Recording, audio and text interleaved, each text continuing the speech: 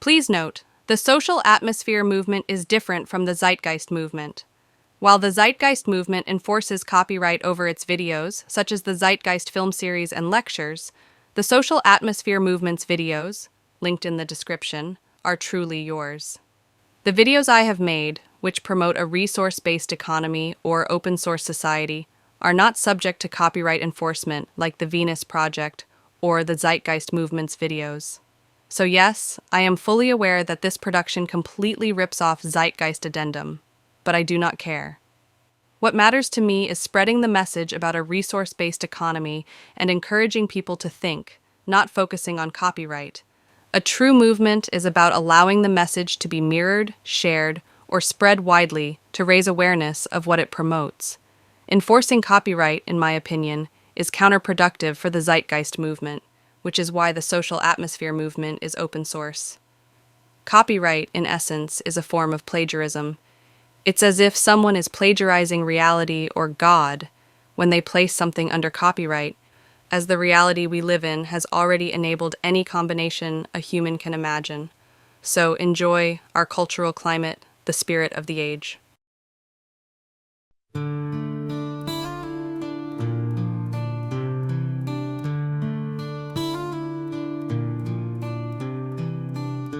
Imagine there's no heaven.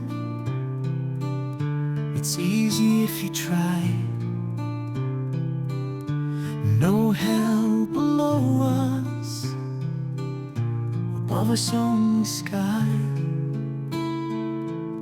Imagine all the people living for today.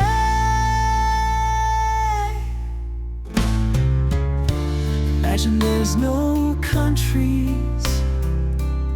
It isn't hard to do. Nothing to kill or die for, and no religion too. Imagine all the people living a life in peace. You may say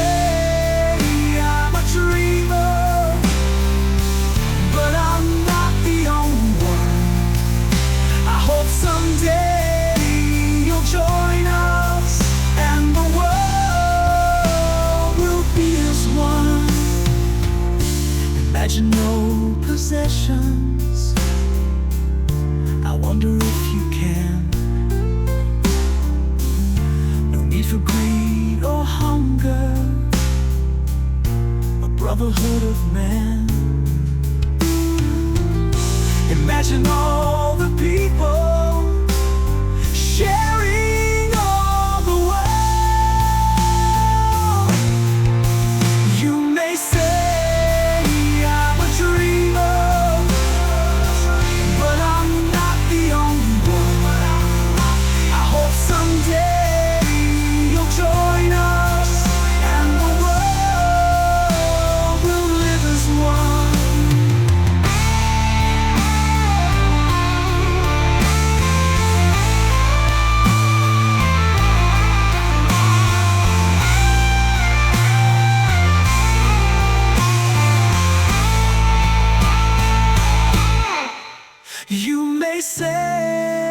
I'm a dreamer, but I'm not the only one. I hope someday you'll join us, and the world will live as one.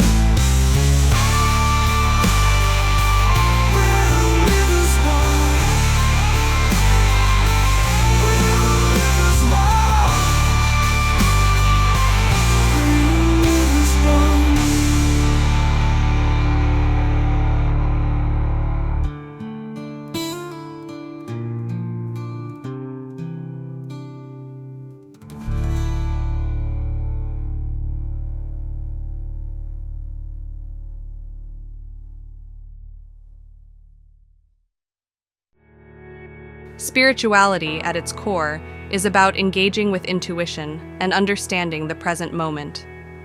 It's a term that is often associated with religious or mystical beliefs, but in its purest sense, it transcends specific doctrines and focuses more on direct experience. In many theistic traditions, spirituality is tied to certain practices or beliefs that are deemed pleasing or displeasing to a divine entity. These practices are considered important because they align with a higher power's expectations, guiding adherents toward moral or righteous behavior. However, in non-theistic traditions, spirituality takes on a different tone. There is less focus on external rules or divine judgment, and more emphasis on experiencing life as it is, in the present moment. The past and future lose their significance, and what matters is the here and now. This perspective is less about following specific rituals or adhering to certain beliefs, and more about being fully present in the moment, embracing what is directly in front of us. This nowness is simple and straightforward. It's about experiencing life as it unfolds, without attaching labels of good or bad, and without trying to escape into memories of the past or dreams of the future. When we are fully present, we interact with reality in a precise and intelligent way. Every moment offers a unique experience, but we often avoid truly engaging with it. Instead, we let our minds wander, either clinging to past experiences or imagining what might happen in the future. One of the reasons for this avoidance is that the present moment can feel overwhelming. It holds a great deal of power and potential, which can be intimidating. To cope with this, we often look to the past for comfort or project ourselves into the future, seeking answers or solutions that may not even exist yet. In doing so, we miss the richness of what is happening right now. This avoidance of the present is deeply ingrained in how we approach life. We may seek comfort in religion, march in protests, or participate in societal structures like voting, believing that these actions will bring us closer to something better in the future. In reality, all of these actions are driven by our discomfort with the present moment, our reluctance to fully engage with the nowness of life. In a way, it's ironic. We are constantly seeking meaning or solutions outside of ourselves, whether through religion, politics, or social movements, when the real power lies in our ability to simply be present and fully experience life as it is. By learning to trust the present moment and embrace the intelligence that arises from direct experience, we may find that we no longer need to escape into the past or future. The present in all its simplicity and complexity is enough.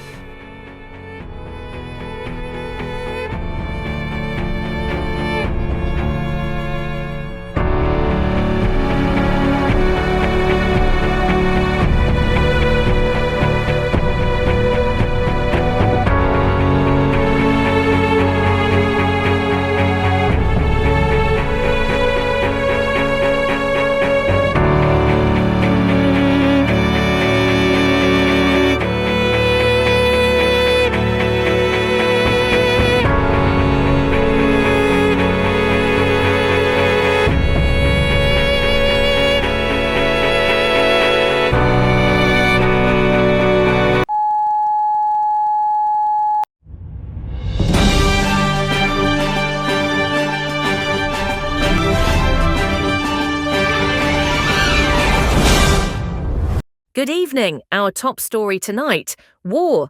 The war has been ongoing. It has been brutal, with conflict continuing in the area. Guns firing, bullets whizzing by, bombs being dropped on people, blowing them up. Find out more after the break.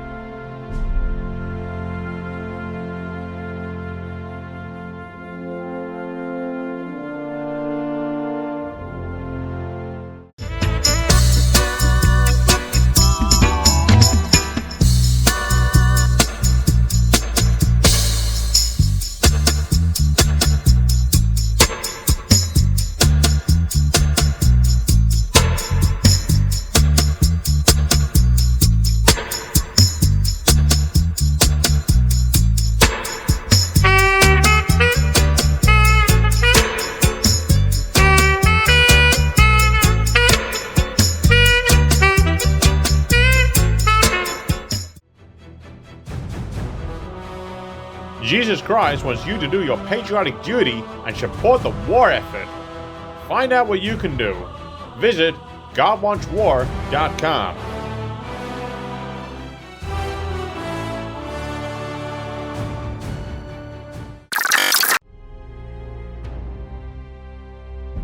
The more you investigate what we think we know, where we come from and what we're doing, the more it becomes clear that we've been misled by every institution.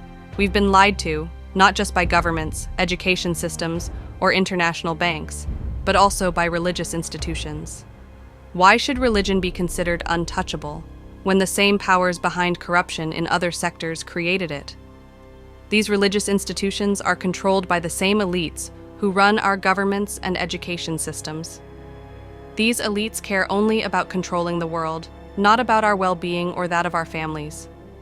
They have kept us away from the true divine presence in the universe, which many call God. While we may not fully understand what God is, we can be certain of what God is not. True understanding comes only when we are ready to pursue the full truth, regardless of where it leads or whom it exposes.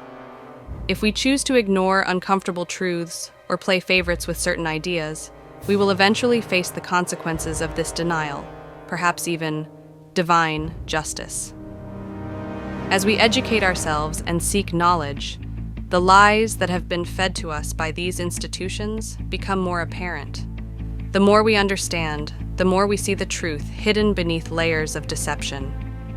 Only by seeking the truth wholeheartedly will we break free from this cycle of manipulation and find true liberation.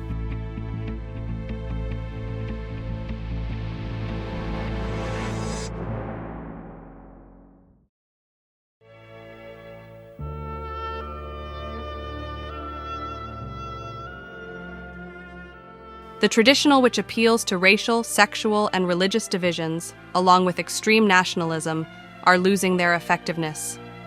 A new awareness is emerging that views the Earth as a unified whole, recognizing that a planet in conflict with itself is destined for failure. We are all part of a single interconnected organism, and if we continue to fight against each other, we risk our own destruction. This shift in consciousness challenges the notions of personal identity and success that we've been taught. Concepts like being good or bad, or whether we are achieving or not, are ideas we pick up throughout life. At its core, life is like a ride, one we can change at any time if we choose. It's not about hard work or accumulating wealth, it's about making a simple choice between fear and love, here and now. This new understanding also involves recognizing that the game of life was never about becoming something else, but rather discovering what we already are. It's about realizing that we've been playing by the wrong rules, chasing external validation or societal measures of success, instead of looking within for true fulfillment. The real crisis we face today is not just political or economic, it's a crisis of consciousness. The old norms, traditions, and patterns of behavior no longer serve us, as they have led to a world filled with conflict, misery, and destruction. Despite technological progress, humanity remains trapped in cycles of aggression, competition, and violence, and we've built societies based on these destructive qualities. A radical revolution in the human mind is essential to break free from these outdated ways of thinking and to create a world that aligns with our deeper, shared values.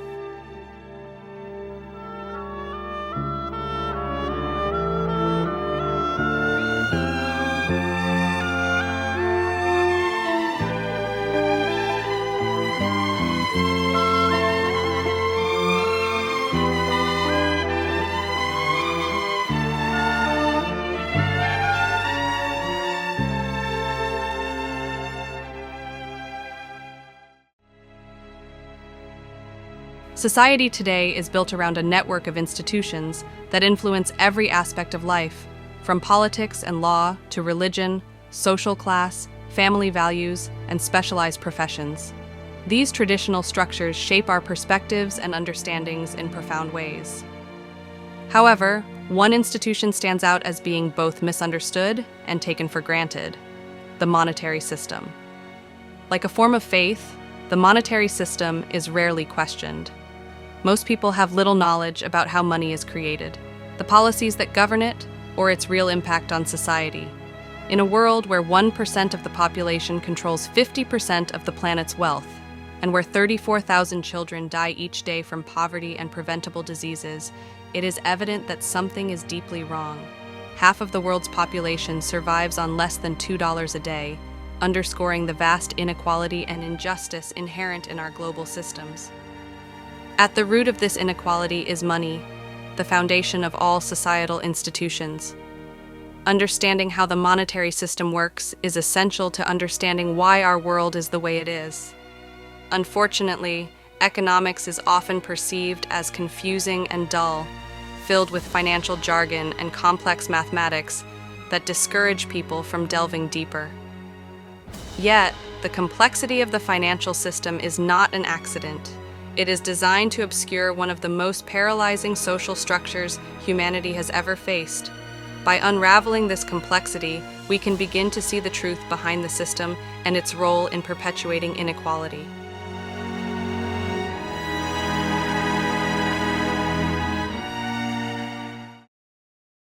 In around 1961, the Federal Reserve, which is the central bank of the United States, released a publication called Modern Money Mechanics.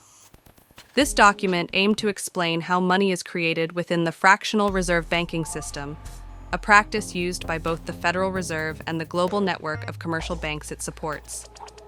The booklet outlines the basic principles of how money is created and circulated, but to understand this complex system, it's necessary to break it down into simpler terms. Here's how the process works. Imagine that the US government decides it needs an extra $10 billion. It contacts the Federal Reserve and asks for this amount. The Federal Reserve agrees and in exchange purchases $10 billion worth of government bonds. The government then creates these bonds, assigning them the value of $10 billion and sends them to the Federal Reserve. In return, the Federal Reserve produces $10 billion in Federal Reserve notes, which are essentially IOUs, and gives them to the government. Once this transaction is complete, the government deposits the newly received $10 billion into a commercial bank account. This money is now considered legal tender, officially adding $10 billion to the U.S. money supply. What's crucial to note is that this entire transaction is based on debt. Government bonds are instruments of debt, meaning that the government is essentially borrowing money from the Federal Reserve, which it must pay back. Even more surprising is that this $10 billion was created out of nothing. The Federal Reserve generated it without needing any physical assets to back it up.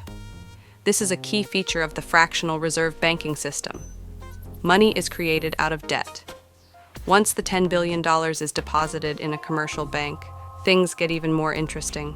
According to the rules of fractional reserve banking, a bank is required to keep a small portion of its deposits as reserves. In the United States, this reserve requirement is typically 10%. So, in this case, the bank must hold $1 billion as reserves, while the remaining $9 billion is considered excess reserves and can be used to issue new loans. Here's where the system expands. The $9 billion isn't taken from the original $10 billion deposit. Instead, it's created out of thin air. The bank uses the original deposit as a reserve to back new loans, but the $9 billion in loans is new money that didn't previously exist. According to modern money mechanics, banks don't actually lend out the money they receive from deposits. Instead, they issue loans by creating new money in the form of credits to borrowers' accounts, secured by the original deposit. Now let's imagine that someone takes out a $9 billion loan from this bank. They'll likely deposit that money into their own bank account, and this deposit now becomes part of that bank's reserves. This bank is also subject to the 10% reserve requirement, so it holds on to $900 million and can lend out the remaining $8.1 billion. The process then repeats, with new money being created each time a deposit is made and a loan is issued. This cycle can continue indefinitely, with each new deposit creating additional reserves and leading to new loans.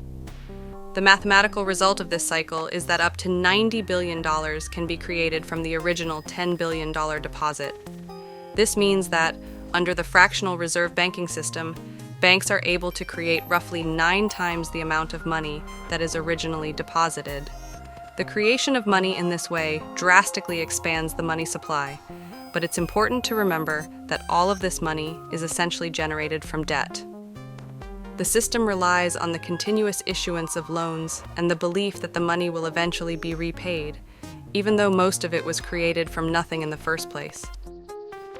In essence, fractional reserve banking allows banks to create large amounts of money by leveraging relatively small initial deposits. While this system fuels economic growth and enables banks to provide loans, it is also based on the assumption that borrowers will repay their loans, and that the cycle of deposit and loan creation will continue without interruption. If this cycle breaks down, such as during a financial crisis, banks can suddenly find themselves without enough reserves to cover their obligations, leading to instability in the entire financial system.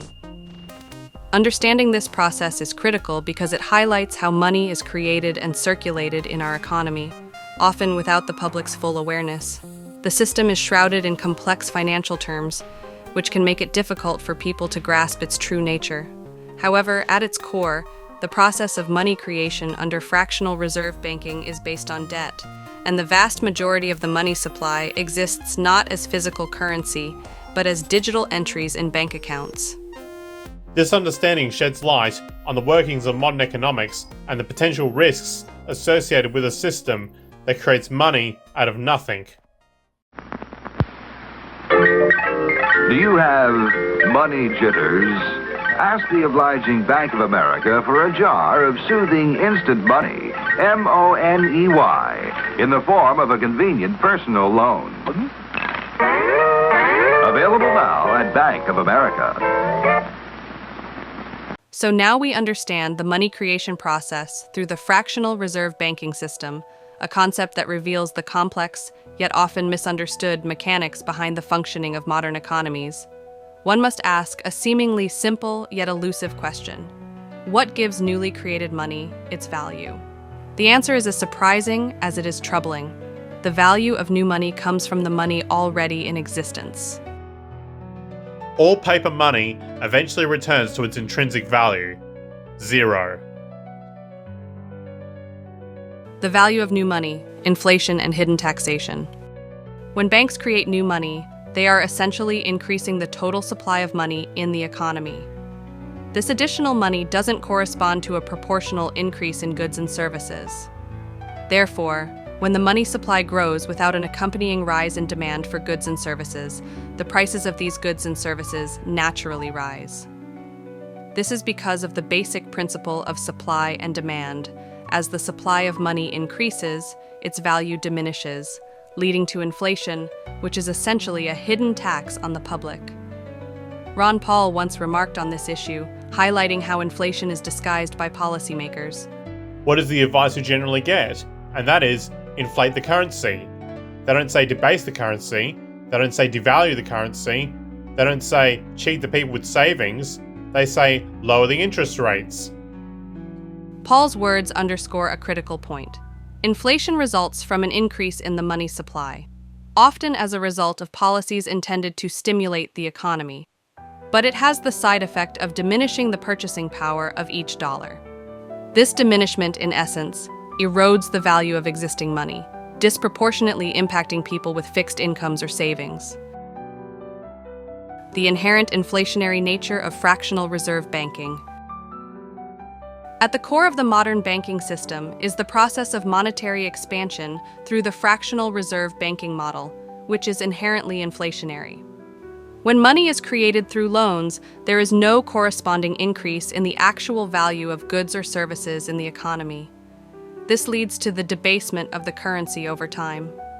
The US dollar's value has seen a dramatic decline since the inception of the Federal Reserve in 1913. Back then, a single dollar could buy goods that would cost just 21.60 cents by 2007. That represents a 96% devaluation of the dollar over a century, a clear indication of the inflationary effect of increasing the money supply beyond the growth of actual economic productivity. Money as debt, a perpetual cycle. One of the more perplexing aspects of the financial system is the fact that money is debt, and debt is money. Every dollar in existence today is owed to someone. In a system where money is created through loans, the entire money supply is built on borrowed money. If all debts were paid off, there would be no money left in circulation. As Mariner Eccles, a former governor of the Federal Reserve, once testified before Congress in 1941, If there were no debts in our money system, there wouldn't be any money. this system of perpetual debt is not an accident. It is a structural feature of the modern financial system. The last time the United States was debt-free was in 1835, under President Andrew Jackson, who famously fought to shut down the central bank of his era. He warned that the central bank's control over the nation's money supply would eventually lead to a loss of sovereignty and economic freedom. Despite Jackson's efforts, another central bank, the Federal Reserve, was created in 1913, ensuring that perpetual debt would remain a feature of the economy.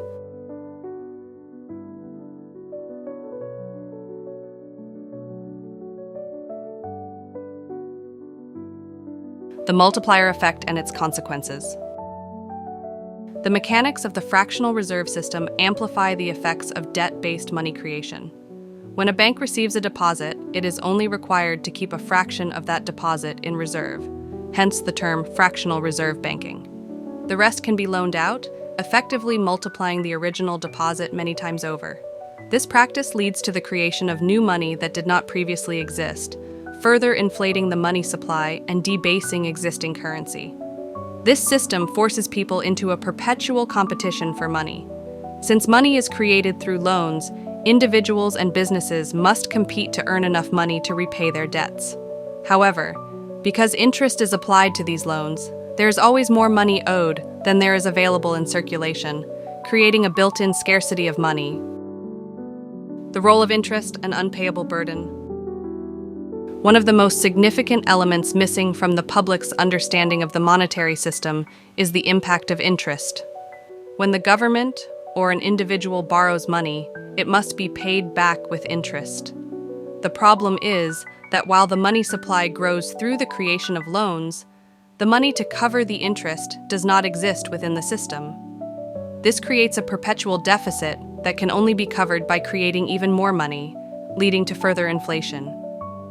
This built-in scarcity ensures that there will always be individuals or businesses unable to meet their debt obligations, leading to defaults and bankruptcies. As the financial system operates like a game of musical chairs, not everyone can win or stay afloat. The result is a transfer of real wealth from the indebted to the lenders, particularly the banks, which can repossess assets such as homes when individuals fail to meet their debt obligations. The legal fiction of money creation. The process of money creation raises significant legal and ethical questions, as illustrated by a landmark court case in 1969 involving Jerome Daley. Daley challenged the foreclosure of his home on the grounds that the bank had not provided any real consideration in the mortgage contract. In legal terms, consideration is the basis of any contract. Each party must exchange something of value. Daley argued that since the bank had created the money for the loan out of thin air, it had not provided legitimate consideration. The court agreed, ruling that the bank had no legal right to foreclose on Daley's property because it had created the loan money without having any actual assets to back it up. This case revealed the fundamental deception at the heart of the fractional reserve banking system.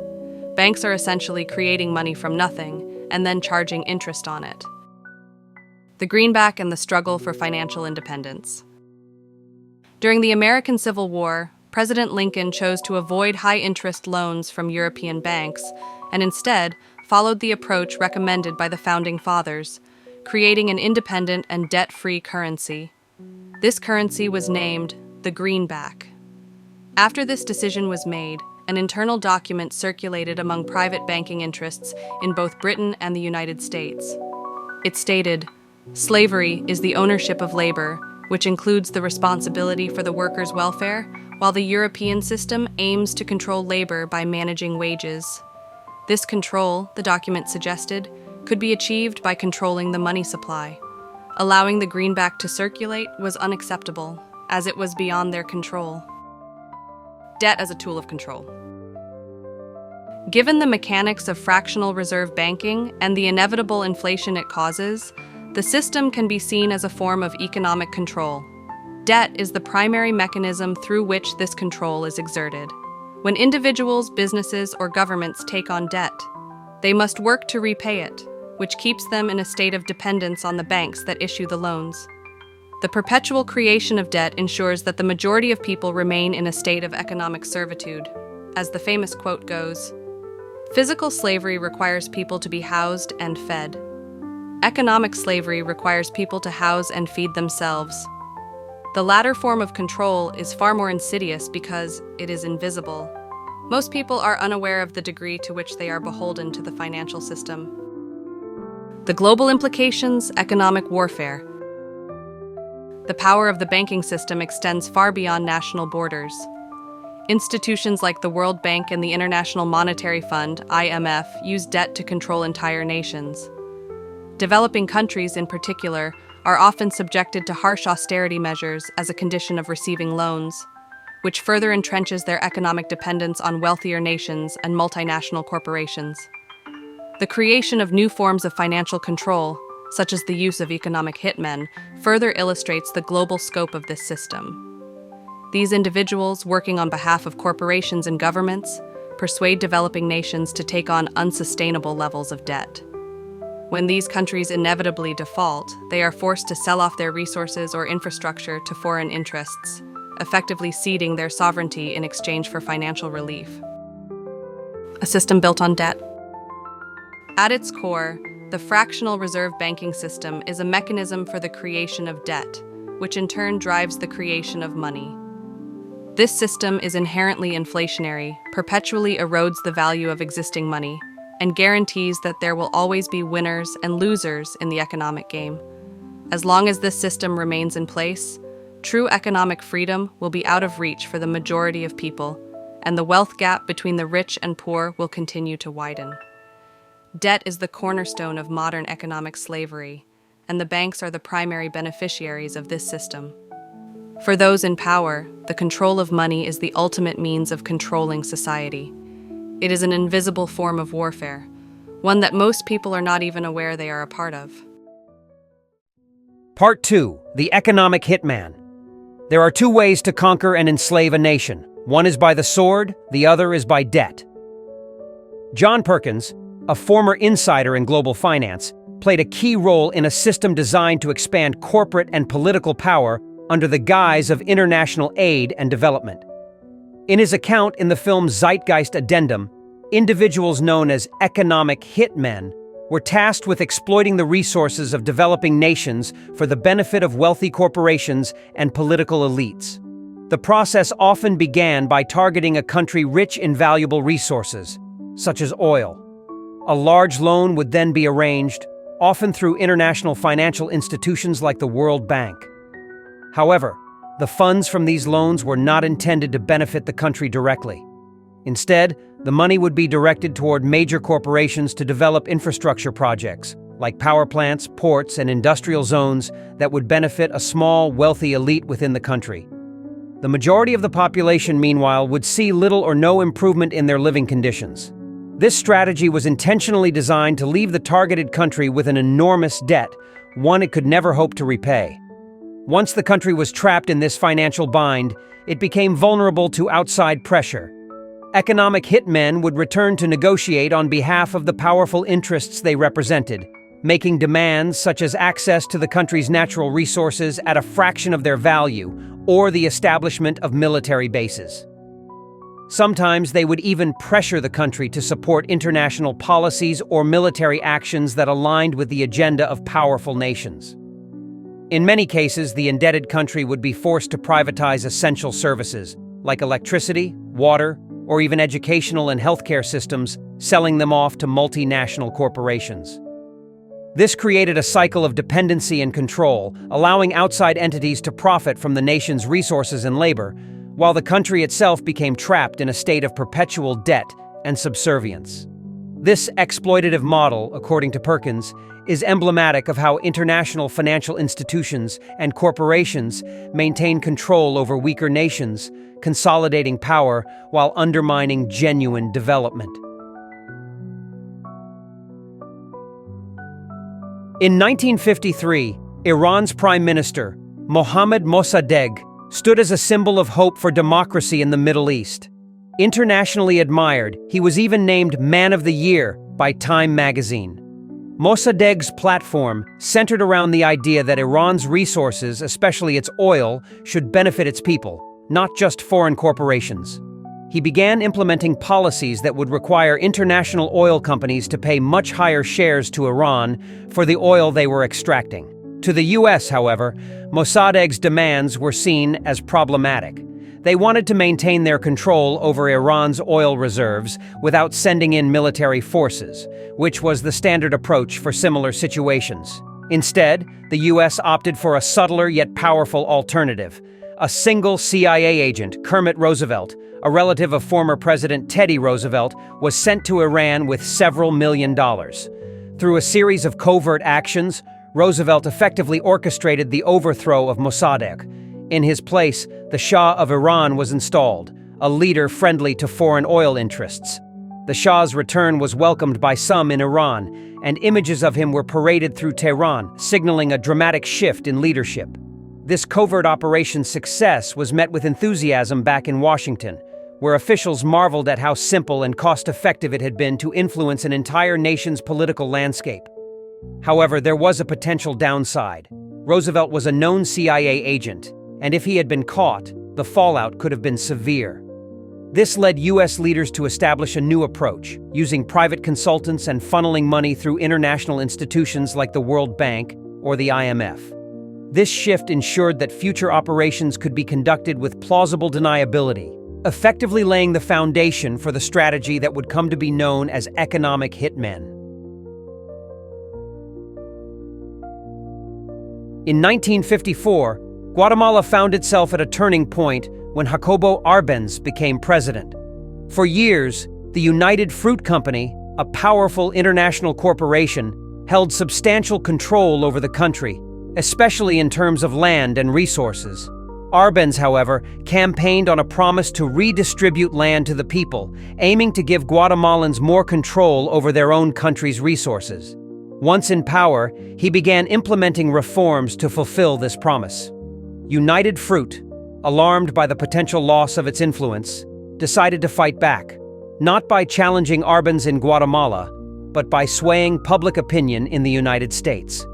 They hired a public relations firm that launched a massive campaign to portray Arbenz as a Soviet puppet. With Cold War fears running high in the United States, the mere hint of communist influence in Latin America sparked intense concern. The narrative spread quickly, gaining traction in the US media, the public, and even Congress, all worried about the possibility of Soviet expansion in the Western Hemisphere. The campaign succeeded. The CIA and the US military committed to removing Arbenz from power. They launched a full-scale operation, sending planes, soldiers, and covert agents into Guatemala. The mission was successful, and Arbenz was ousted. Afterward, a new leader, more favorable to international corporate interests, came into power and promptly reversed Arbenz's reforms, restoring control to companies like United Fruit. For many years, Ecuador was ruled by dictators who favored US interests, often ruling with an iron fist.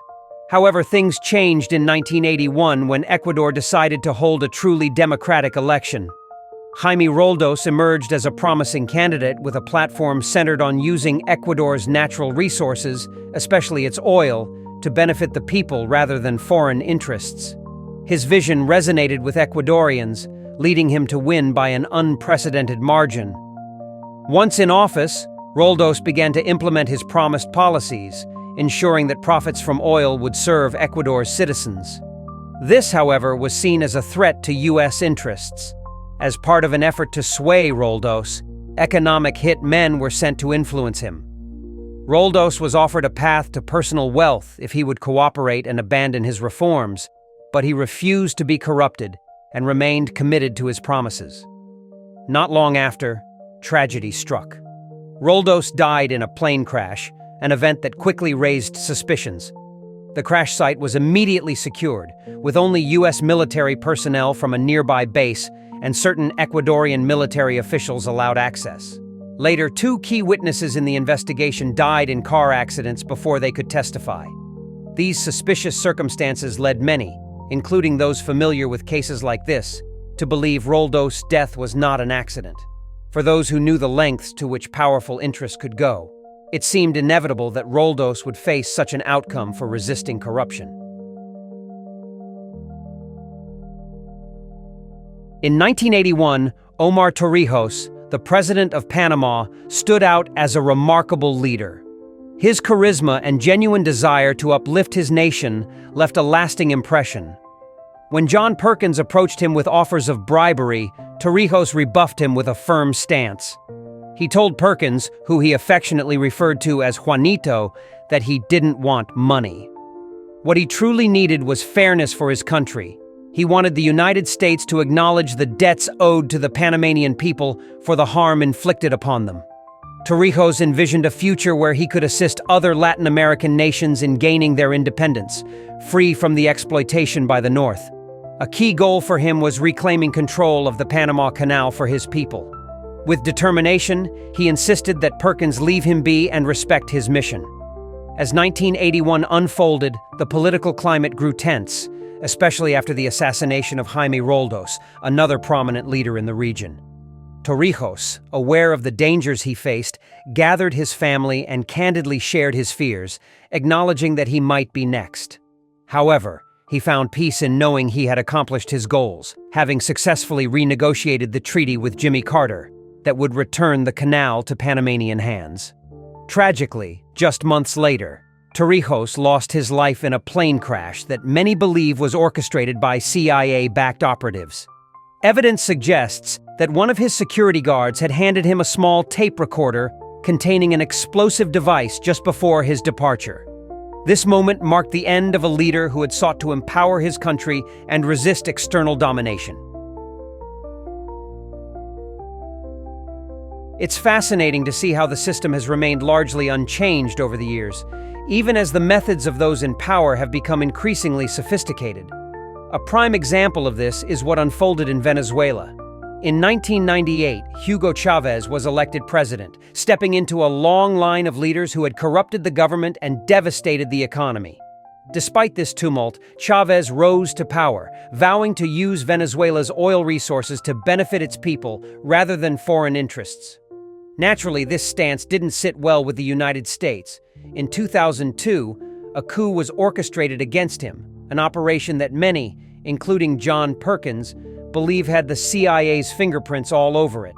The tactics used were eerily reminiscent of those from past interventions, like the one in Iran where agitators were paid to stir unrest.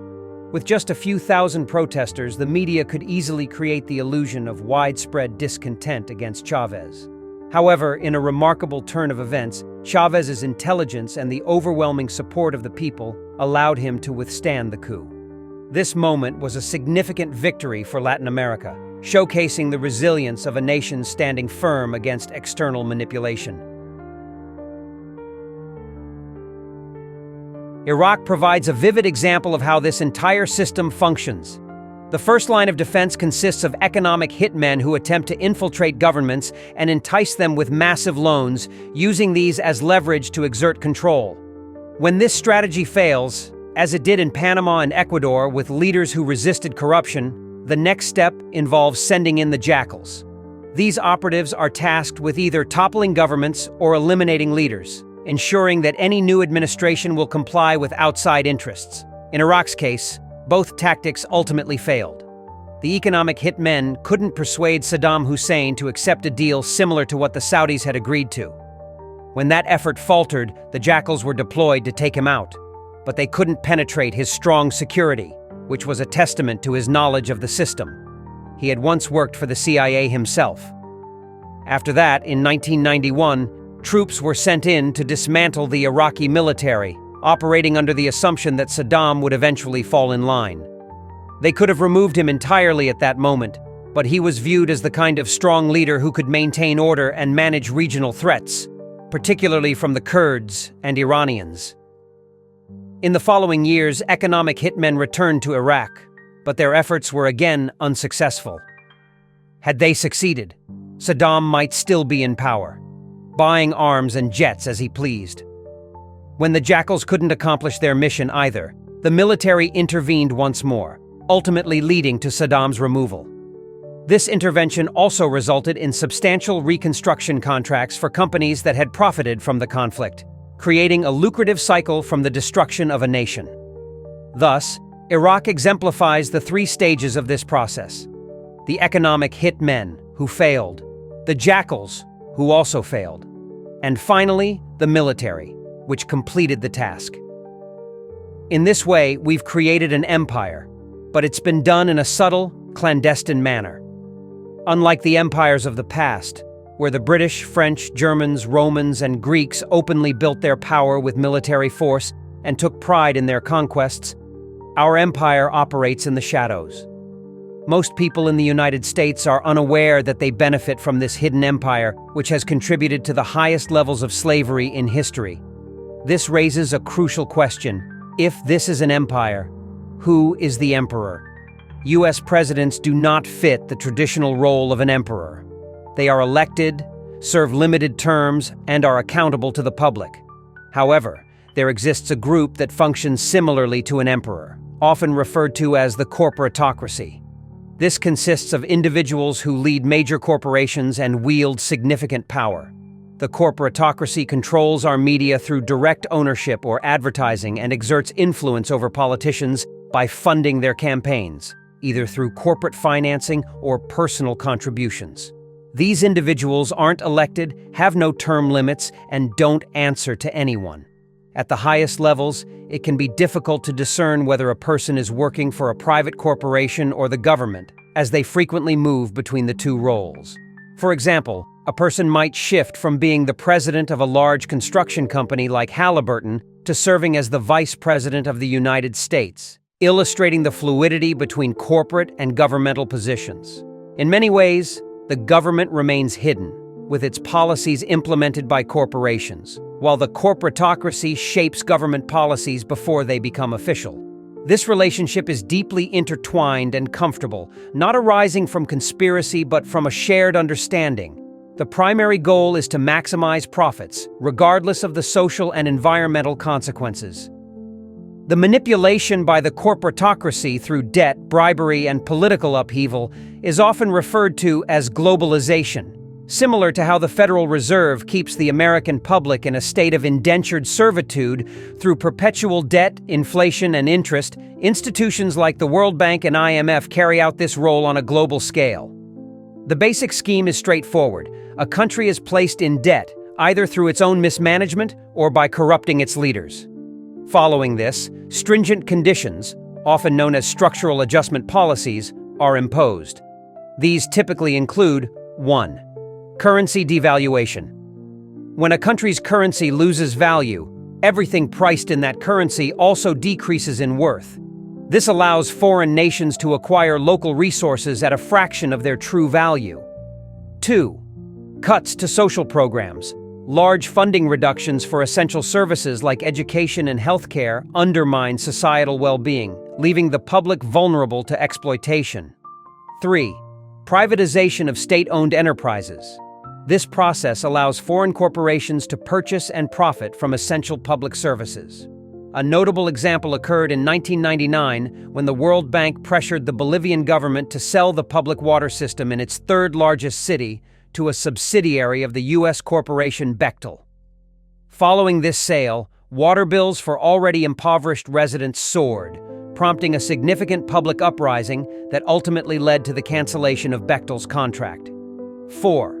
Trade liberalization. This involves removing restrictions on foreign trade, which opens the economy to various abusive practices. For instance, transnational corporations often flood local markets with mass-produced goods, undercutting indigenous production and harming local economies. Jamaica, after accepting loans and conditions from the World Bank, lost its largest cash crop markets due to competition from Western imports, leaving many farmers unemployed and unable to compete. Moreover, this process can lead to the establishment of unregulated sweatshops that exploit economic hardships. Due to deregulation in production, environmental degradation also becomes a constant issue, as corporations exploit a country's resources with little regard for sustainability, often resulting in significant pollution. Today, one of the largest environmental lawsuits in history is being filed on behalf of 30,000 people living in Ecuador's Amazon region against Chevron. Though the case is technically against Chevron, it addresses the actions of Texaco, a company now owned by Chevron, which allegedly contaminated the Amazon over several years. This incident, believed to be 18 times larger than the Exxon Valdez oil spill that devastated Alaska, differs in a crucial way. In Ecuador, Texaco's pollution wasn't accidental. The company reportedly decided to dump toxic waste to cut costs, bypassing safer disposal methods that would have been more expensive. A closer examination of the World Bank's track record reveals a pattern of harm rather than help to impoverished nations, despite its mission to aid in development and poverty reduction. Instead, the bank has been accused of fostering deeper poverty and widening the wealth gap. For instance, in 1960, the income disparity between the wealthiest fifth of the global population and the poorest fifth was a ratio of 30-1. By 1998, this had grown to 74-1. While the global economy grew by 40% from 1970 to 1985, the number of people living in poverty actually increased by 17%. From 1985 to 2000, those surviving on less than $1 per day rose by an additional 18%. The U.S. Congress's Joint Economic Committee acknowledges that only about 40% of World Bank projects succeed, underscoring the limited positive impact these projects often have. Ecuador's own history with the World Bank highlights some of these concerns. The bank intervened in Ecuador in the late 1960s, extending large loans intended to support development. Over the next 3 decades, however, poverty rates climbed from 50% to 70%, and underemployment grew from 15% to 70%. Meanwhile, Ecuador's national debt soared from $240 million to $16 billion, with funds directed toward the poor shrinking from 20% of the budget to just 6%. By 2000, half of Ecuador's national budget was allocated solely for debt repayment, a heavy burden that hindered public investment and support for vulnerable populations.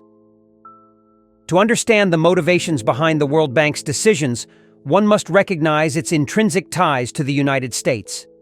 As the largest contributor of capital, the U.S. holds veto power in the institution, enabling it to steer the bank's actions in line with U.S. interests. The U.S. gains this financial leverage through the fractional reserve banking system, which allows it to lend money that essentially originates from credit created by banks. In other words, money it absurdly got from thin air. In today's global economy, corporations wield unprecedented power, surpassing many nations. Out of the world's top 100 economic entities based on GDP, 51 are corporations, and 47 of these are headquartered in the United States. Multinational giants like Walmart, General Motors, and Exxon wield economic influence greater than that of many sovereign nations, including Saudi Arabia, Poland, and South Africa. As global trade barriers diminish, currencies are exchanged and influenced in volatile markets, and national economies are compelled to adopt free market principles. Multinational corporations continue to expand their influence worldwide.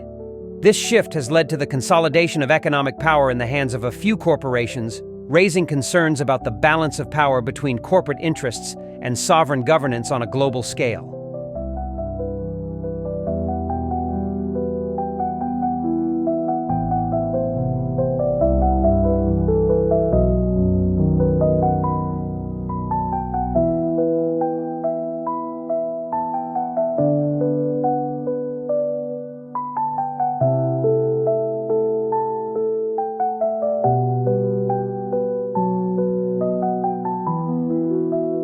In recent decades, the world has been increasingly shaped by global economic integration, largely driven by the forces of free market capitalism. According to Jim Garrison, president of the State of the World Forum, this sweeping economic globalization has effectively created an empire in its own right. Global financial institutions like the World Bank, the International Monetary Fund, IMF, and the World Trade Organization, WTO, enforce specific economic policies worldwide, mandating structural adjustments and conditionalities on the nations that engage with them. Through their influence, these organizations control and define the course of global economic integration. As a result, we are likely to witness the merging of national economies into a single, overarching global free market system within our lifetimes, albeit with some regions experiencing this change more unevenly than others. However, this global empire has a troubling side. It consolidates power into the hands of a few dominant corporate entities, which control the very resources needed for human survival, while holding vast financial power. The concentration of wealth and resources in the hands of corporations ultimately risks evolving into a global monopoly, where the needs of human life are subordinated to financial gains and corporate interests.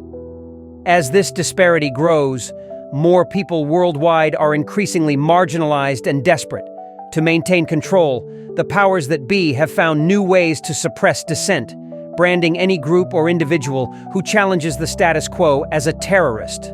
This term has become a blanket label used to delegitimize opposition, casting those who question the system as threats to security.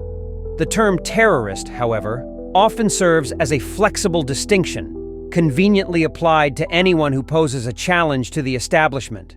For instance, the label Al-Qaeda has gained near-mythic significance, but was originally the name of a database used by the CIA to track Mujahideen fighters supported by the US during the Soviet-Afghan War in the 1980s.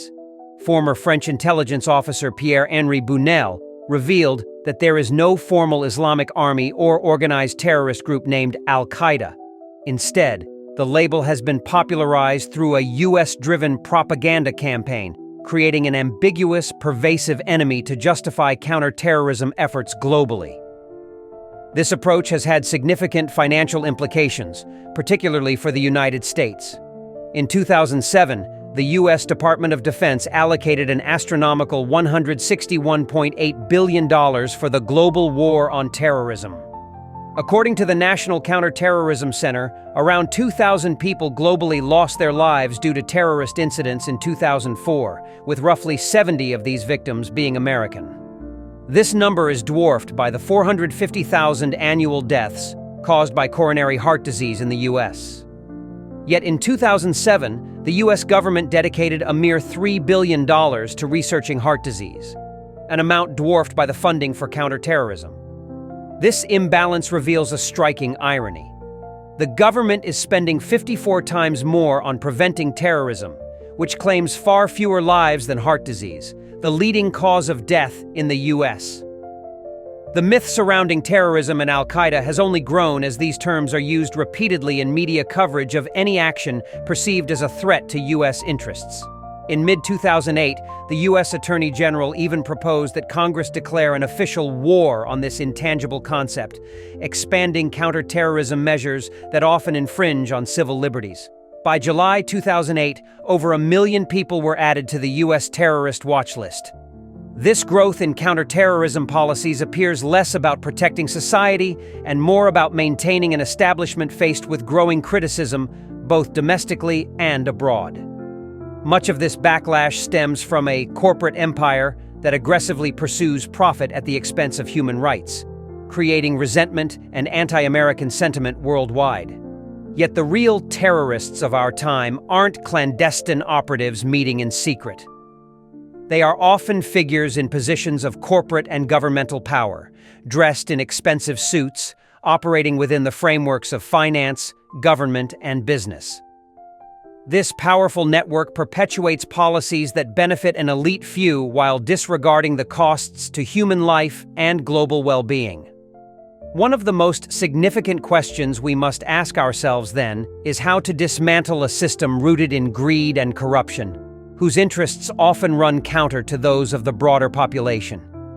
This system seems to feel no remorse for the devastation left in its wake, whether in conflict zones like Iraq and Afghanistan, where hundreds of thousands have perished in wars driven by corporate interests in oil and natural resources, or in the exploitative conditions of sweatshop labor, which serve the demands of wealthy Western markets, or the orchestration of false flag terror attacks that serve as both a distraction and for the promotion of fear and division, or the built-in modes of social processes which are intrinsically abusive, or the systematic reduction of civil liberties and the violation of human rights which are done to protect the system itself from its own inadequacies.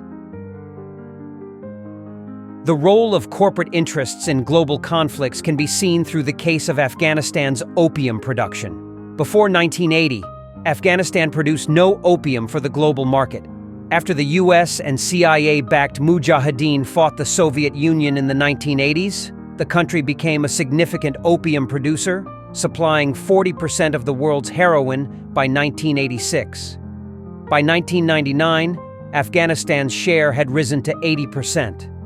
However, this trend took an unexpected turn when the Taliban rose to power in the late 1990s, destroying most of the opium fields, which led to a dramatic 94% reduction in production. Just days before the events of September 11, 2001, a plan for a full-scale U.S. invasion of Afghanistan was ready on President George W. Bush's desk.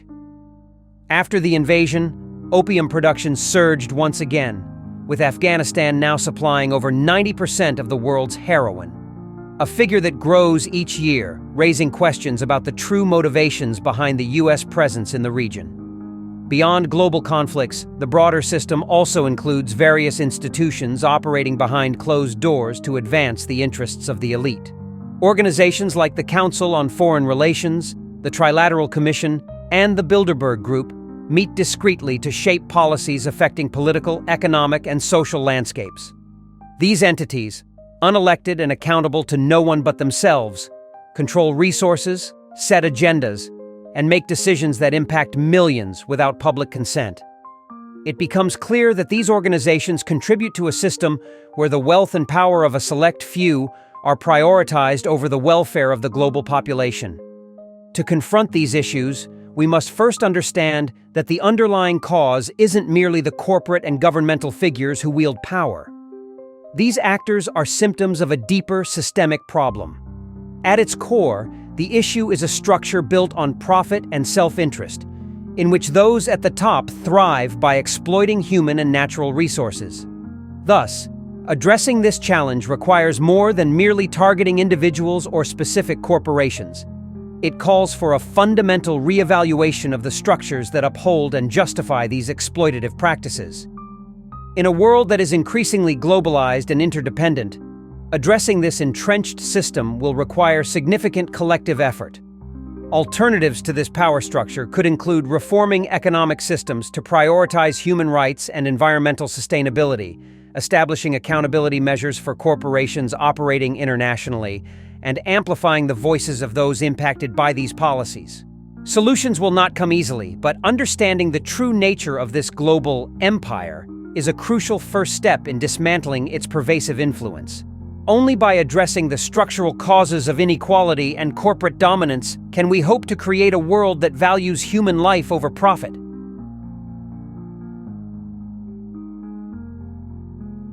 Part 3. A scientific solution. Greed and competition are not the result of immutable human temperament. Greed and fear of scarcity are in fact being created and amplified. The direct consequence is that we have to fight with each other in order to survive. Jacques Fresco, an industrial designer and social engineer, dedicated his life to envisioning a society designed for the well-being of all people. His work centered on creating systems that would be sustainable and equitable, free from the constraints that he believed were ingrained in existing societal structures. Fresco argued that corruption was inherently tied to monetary systems, a construct that fosters behaviors often disruptive to human welfare. For Fresco, human behavior wasn't fixed or innate, but was instead shaped by environmental factors. He believed that individuals adopt the values of the societies they grow up in. For example, if someone were raised in a particular culture without exposure to others, they would adopt and maintain the values of that society.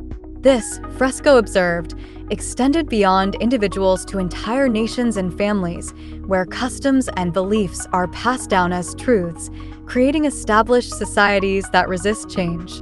Fresco criticized the way societies build systems that sustain existing power structures, often at the expense of progress. He contended that governments are structured to maintain the status quo rather than to enact real change.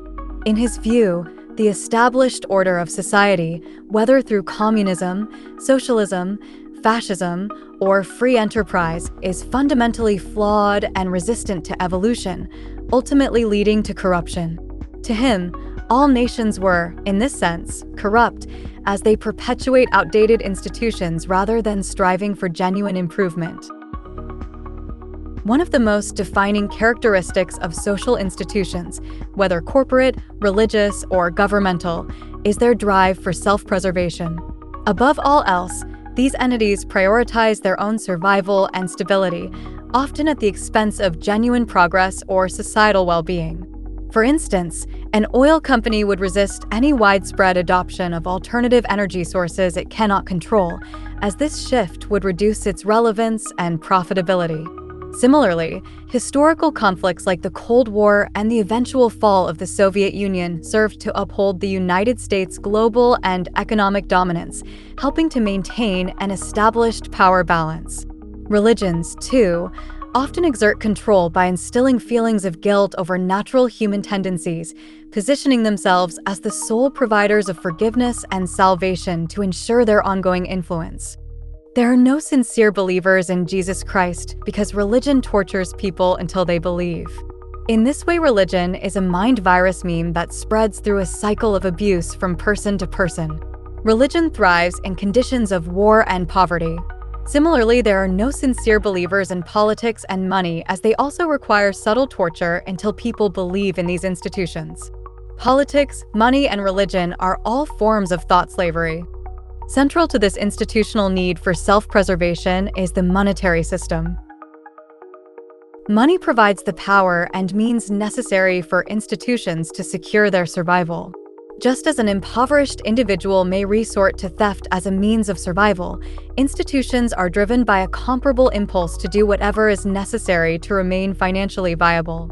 This profit-centered structure makes it difficult for many institutions to embrace change, as adapting or transforming might threaten not only the institution's own existence, but also the affluent lifestyles and power structures associated with it. Thus, institutions become paralyzed by the need for financial security and control, resisting reforms even when they may be socially beneficial or necessary.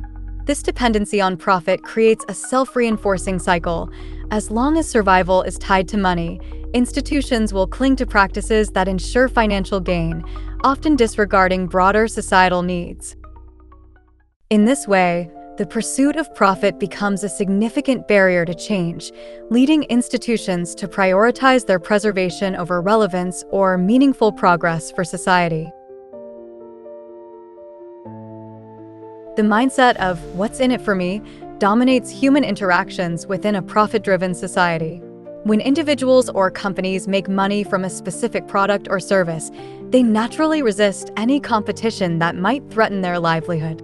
This self-serving mindset disrupts trust, as people prioritize their own interests over fairness.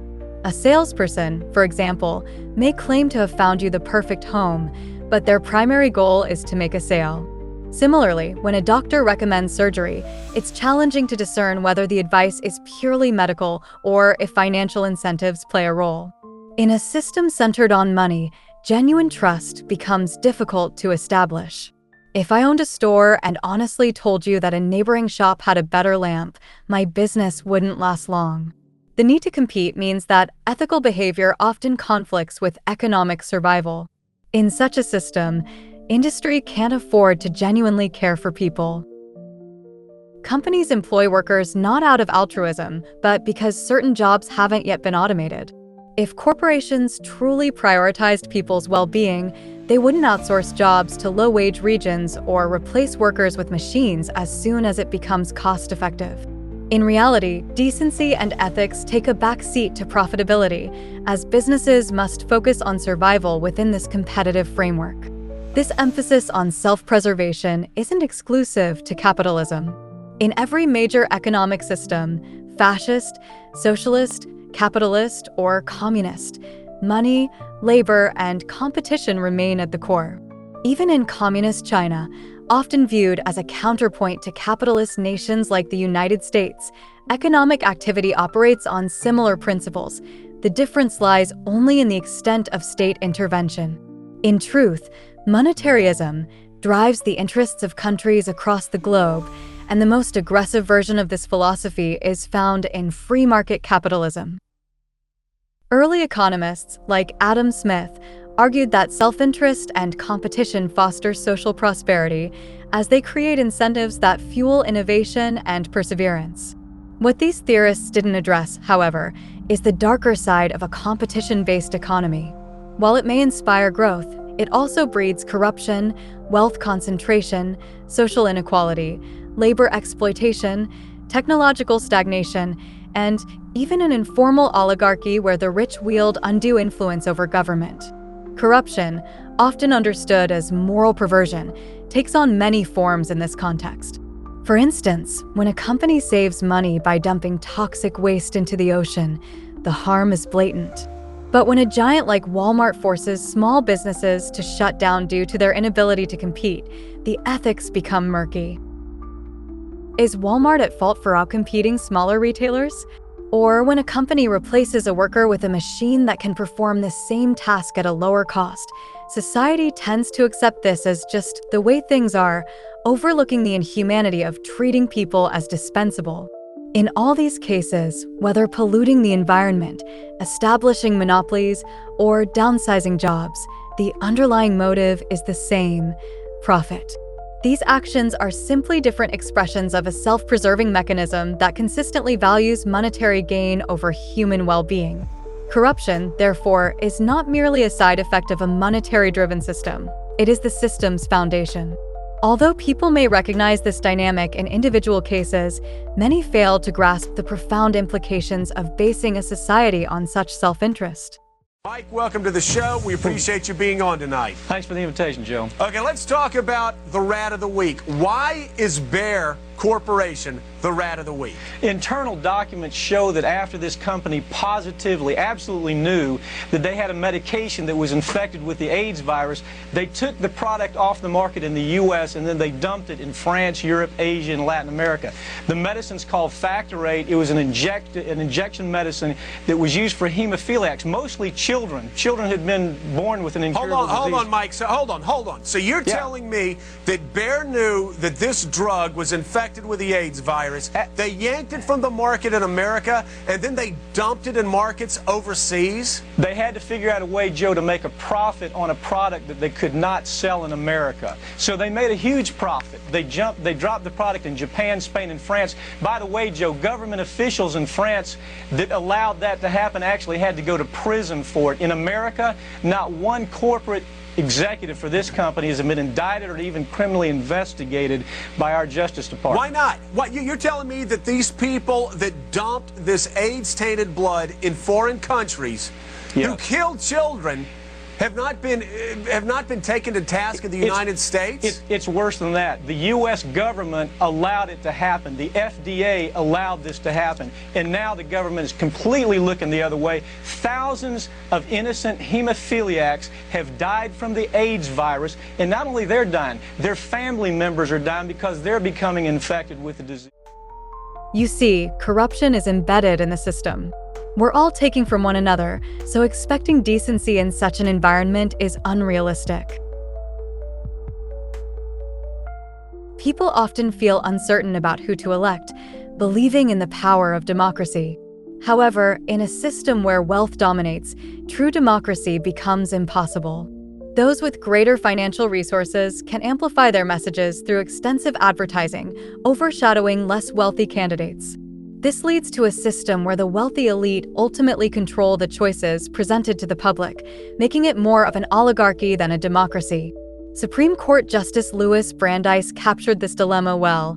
Quote, "We can either have democracy in this country, or we can have great wealth concentrated in the hands of a few, but we can't have both," unquote.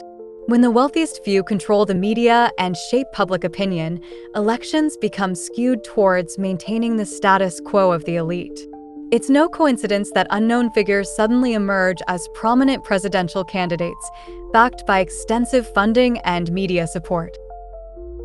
Before long, voters are left to choose between a narrow pool of wealthy individuals who often share similar political and economic views, prioritizing the interests of the wealthy over broader social progress.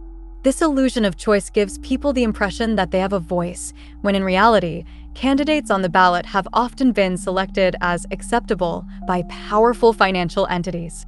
Even among those who recognize this illusion, many still hold on to the hope that if the right politicians could gain power, things might change. This hope, while understandable, is misguided. The truth is that politics and politicians, as they operate today, are largely irrelevant to the practical challenges society faces. Politicians are not equipped with the technical expertise required to address complex problems. As social engineer Jacques Fresco points out, politicians can't solve problems. They lack the technical capabilities. Even if they had good intentions, they don't have the skills. Real problem solving doesn't come from political rhetoric or legislation alone. It comes from technical advancements. For instance, technicians and engineers design desalination plants, develop electric power systems, invent motor vehicles, and create heating and cooling technologies that make life more comfortable. Politics, by comparison, deals primarily in abstract legislation, budget allocations, and conflict resolution, but rarely directly addresses the technical foundations of societal well-being. Religion, too, offers spiritual guidance, but doesn't create the material infrastructure that people rely on daily. The essential force that has consistently elevated living standards is not money or politics, it's technology. While money can influence access and distribution, it cannot directly feed, shelter, or protect people. Likewise, politicians can establish regulations and manage conflicts, but they lack the technical skills needed to create innovative solutions. And although religion may offer emotional comfort, it does not provide the material benefits that sustain everyday life. Technology alone has driven human progress, producing everything from clean water to modern transportation and medical breakthroughs. In essence, focusing on wealth and political control overlooks the real foundation of societal improvement. True progress depends on harnessing technology for the betterment of all, rather than relying on a system driven by money and elite interests. Only by recognizing and investing in this reality can society move toward a more just and sustainable future. What is technology? At its core, technology is a tool, a pencil that captures ideas on paper, an automobile that enables faster travel, or a pair of eyeglasses that grants clear vision to those who need it. Technology is essentially an extension of human capabilities, created to reduce effort and free us from various challenges. Consider what life would be like without a telephone, an oven, a computer, or an airplane.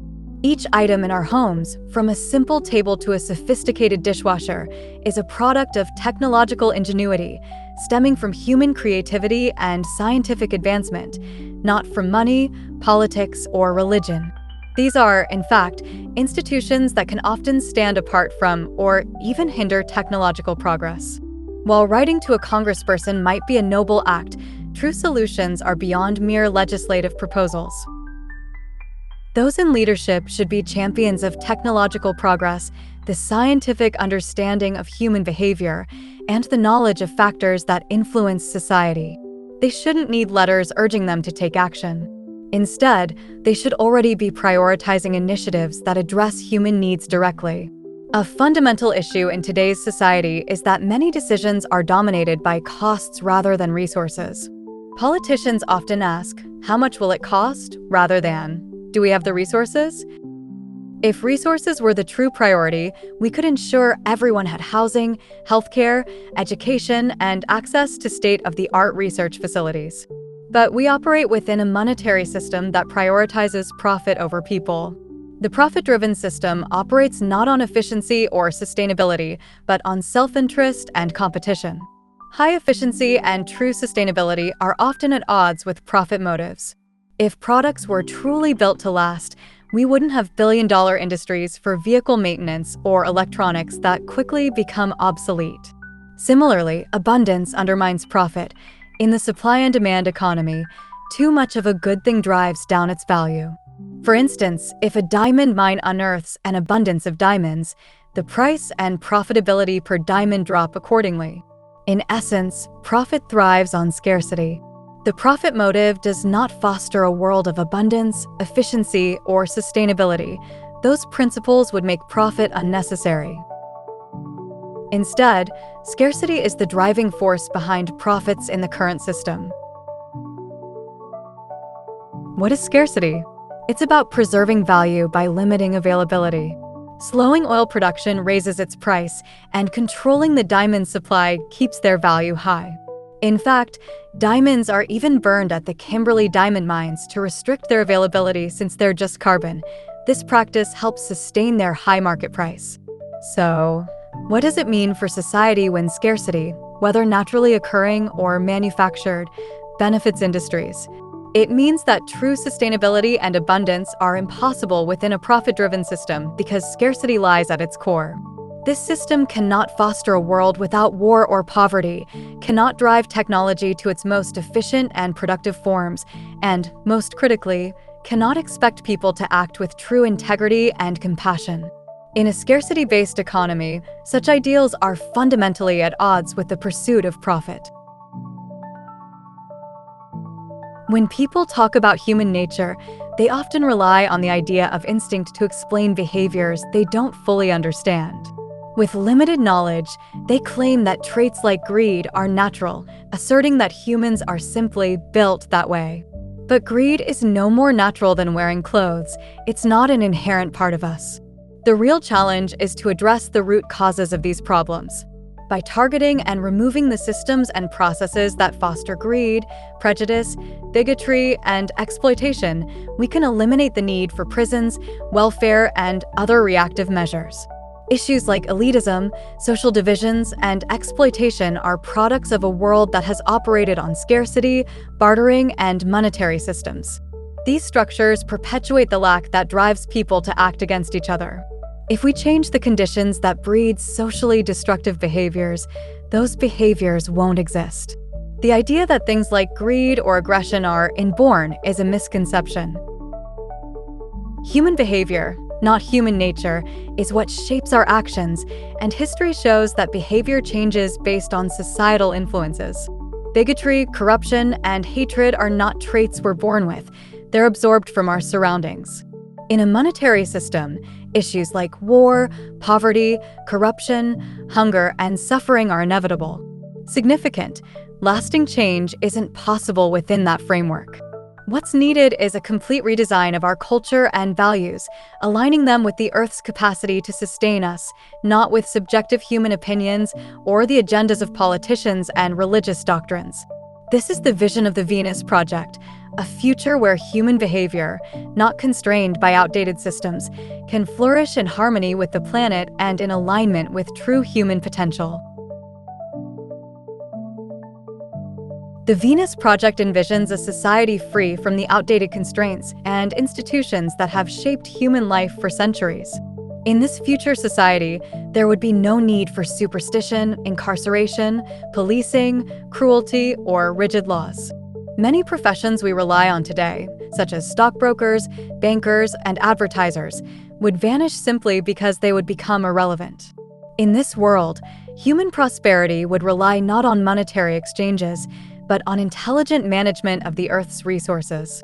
Technology, developed through human ingenuity, would be the foundation that frees people and enhances the quality of life. When we focus on resource management, we realize that our current dependence on money acts as a barrier between people and resources. Money has value because of real or perceived scarcity. We don't usually pay for things like air or basic tap water because they are so abundant that assigning them a price is unnecessary. Imagine if we had abundant resources and advanced technology capable of creating all essentials, homes, cities, transportation, with high efficiency. In such a world, there would be no need for money, nor would people have to work jobs simply to survive. If machines and automation were so advanced that they took on all laborious tasks, employment would no longer be necessary, and with it, the need for money would disappear. So, the question becomes, do we have the resources and technology to create a society where abundance is the norm, where everything essential is freely accessible, and where people no longer need to work simply to survive? The answer is yes. We have the resources and technological capabilities to build a world where living standards are so high that future generations would look back at our present society and view it as primitive and underdeveloped. The Venus Project proposes a revolutionary system aligned with the most current scientific and technological understanding. It envisions a world where society is designed to eliminate monotonous work, reduce transportation accidents, ensure high living standards, remove harmful substances from our food, and provide clean and efficient energy sources. By giving scientists and engineers the challenge of creating such a society, we could harness human potential and technology to build a world that is not only sustainable, but also profoundly enriching for all its inhabitants. In a resource-based economy, the primary focus is on people and their well-being. Unlike a monetary system, which often places financial gain above human needs, a resource-based economy prioritizes the fulfillment of those needs directly. In today's monetary system, products and solutions are often driven by profitability, meaning that if a social issue cannot generate income, it is unlikely to be addressed. A resource-based economy offers a fundamentally different approach. With today's technological advancements, we could use our resources to create abundance globally. When managed wisely and sustainably, technology has the power to enhance everyone's quality of life, allowing for a world where resources are available for all without compromising the environment. This concept is unlike any system that has been tried before, and understanding it can be challenging, particularly because public awareness of technological capabilities is limited. A resource-based economy envisions a society where technology and resources are applied for universal benefit, moving beyond monetary constraints to focus on creating a sustainable and equitable future. Today, we no longer need to rely on fossil fuels or any energy sources that damage the environment. Countless sustainable energy sources are within our reach, and with proper management, they could meet all our energy needs without causing pollution. Alternative energy sources frequently promoted by mainstream industries, such as hydrogen, biomass, and even nuclear, are limited, hazardous, and often uphold the existing profit-driven system. Beyond industry-driven narratives, there are vast, untapped sources of clean, renewable energy ready for harnessing. Solar energy, for instance, is widely known but only minimally utilized. The sun's energy is so abundant that 1 hour of sunlight at noon provides more power than the world consumes in an entire year. By capturing just 0.01% of this solar energy, we could eliminate the need for oil, gas, or other non-renewable fuels. The issue isn't the availability of sunlight, but rather the technology and infrastructure needed to capture it on a large scale. However, advancements in solar technology could allow us to tap into this resource fully, if not for competition from established energy markets.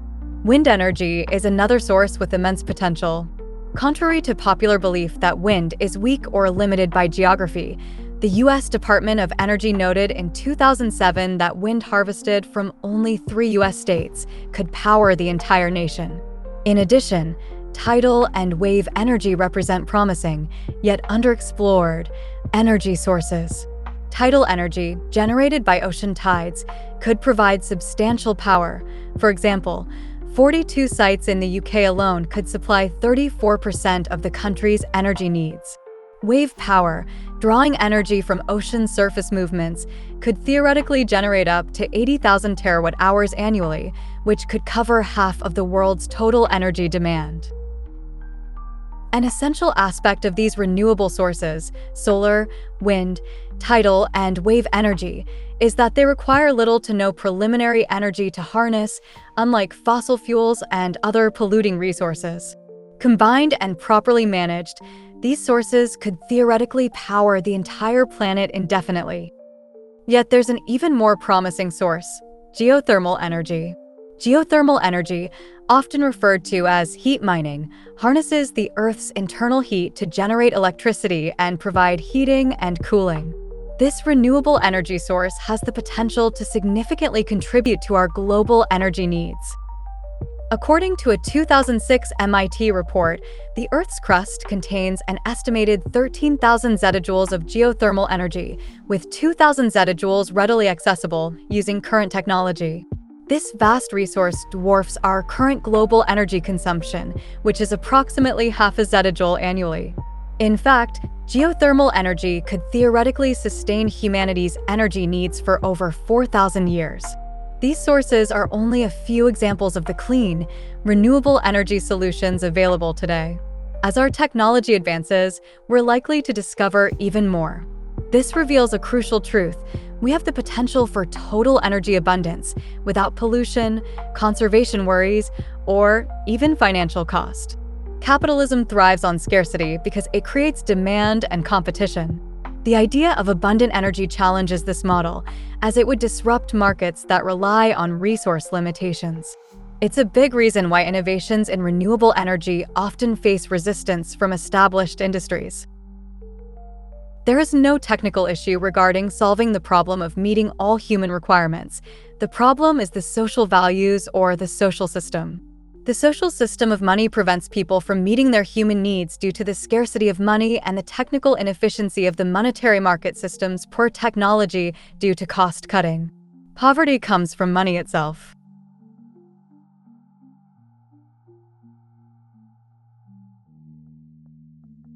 In transportation, our current reliance on automobiles and airplanes keeps us dependent on fossil fuels. Yet, the technology for clean and efficient alternatives has existed for years. For instance, electric car batteries capable of reaching over 100 miles per hour with a range of more than 200 miles on a single charge have been developed. However, control over key battery patents by the oil industry, along with political influence from the energy sector, has limited the affordability and availability of this technology. There is no technical reason preventing all vehicles from being electric and entirely emissions-free. Only the pursuit of profit prevents it. As for air travel, airplanes are energy-intensive, slow, polluting, and outdated as a primary method of transport. Magnetic levitation, maglev, trains, which operate on magnetic propulsion and require less than 2% of the energy airplanes use, offer a cleaner, faster, and more efficient alternative. In Japan, for instance, maglev trains can reach speeds up to 361 miles per hour, but newer versions of this technology promise even more. The ET3, an organization associated with the Venus Project, has developed a tube-based maglev system capable of reaching 4,000 miles per hour in a frictionless, enclosed tube. This innovation could allow for incredibly fast travel. Imagine going from Los Angeles to New York in minutes, or from Washington, D.C. to Beijing in just 2 hours. Such technology would revolutionize both domestic and international travel, offering a clean, rapid alternative with minimal energy consumption. With maglev technology, advanced battery systems, and renewable sources like geothermal energy, we could fully replace fossil fuels in transportation today. The only obstacle is the profit-driven structure that restricts progress. The United States leans heavily toward a fascist structure, driven by its dominant ideologies and religious influences, which support a hierarchy and control reminiscent of fascism. American industry itself functions under this model. When people clock in for work, they enter a rigid system where power and decision-making rest in the hands of a few, resembling a dictatorship. Many are taught to view work as honorable, but this setup could be seen as a form of paid servitude.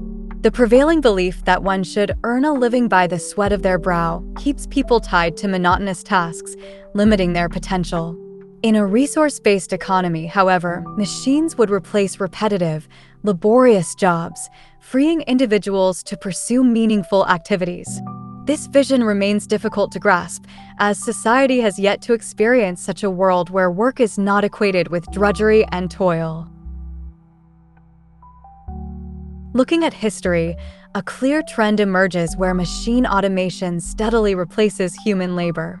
From the elimination of jobs like elevator operators to the near-complete automation of car manufacturing, it's evident that as technology advances, human roles in the workforce diminish.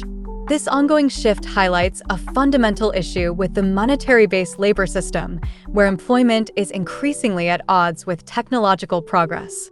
Since industries prioritize profit, workers are continually replaced by machines, leading to layoffs instead of shorter work hours. In a high-tech, resource-based economy, it's estimated that about 90% of current jobs could be automated, freeing people from repetitive and grueling tasks, precisely the purpose of technology. Advanced forms of science, like nanotechnology, could eventually handle even complex medical procedures with greater accuracy than humans achieve today. But the current monetary system, which requires jobs to sustain income, blocks this path to freedom and keeps technology underutilized. In a resource-based model, many existing professions, especially those focused on managing money, advertising, and even law, would have no role. Without a monetary system, most crimes related to financial need or social stress would cease to exist, eliminating much of the need for laws altogether. Rather than putting up warning signs on slippery roads, we could use abrasive materials to prevent accidents. Rather than laws against drunk driving, we could use technology in vehicles, such as sonar and radar systems, to prevent accidents automatically. Man-made laws today often attempt to address problems without offering real solutions. The United States, a deeply capitalist country, has the largest prison population in the world, a population that continues to grow. Most of these individuals are from disadvantaged backgrounds, and the environment they come from heavily influences their path toward crime. Yet society largely ignores these root causes. While billions are spent annually on prisons and policing, only a fraction is invested in poverty relief, which is a primary factor in criminal behavior. As long as the economic system creates and sustains scarcity and deprivation, crime will remain. In a society where people have access to basic needs without debt, trade, or barter, behavior transforms. Instead of enforcing artificial scarcity, imagine a world where essentials are available without price tags. Critics argue that removing money would destroy motivation, claiming that people would simply become idle. However, when basic needs are met, people's incentives shift naturally. They might turn their focus to pursuits like scientific exploration or creative expression. The need to sell art, for instance, would diminish as people could find joy in creating and sharing without a profit motive.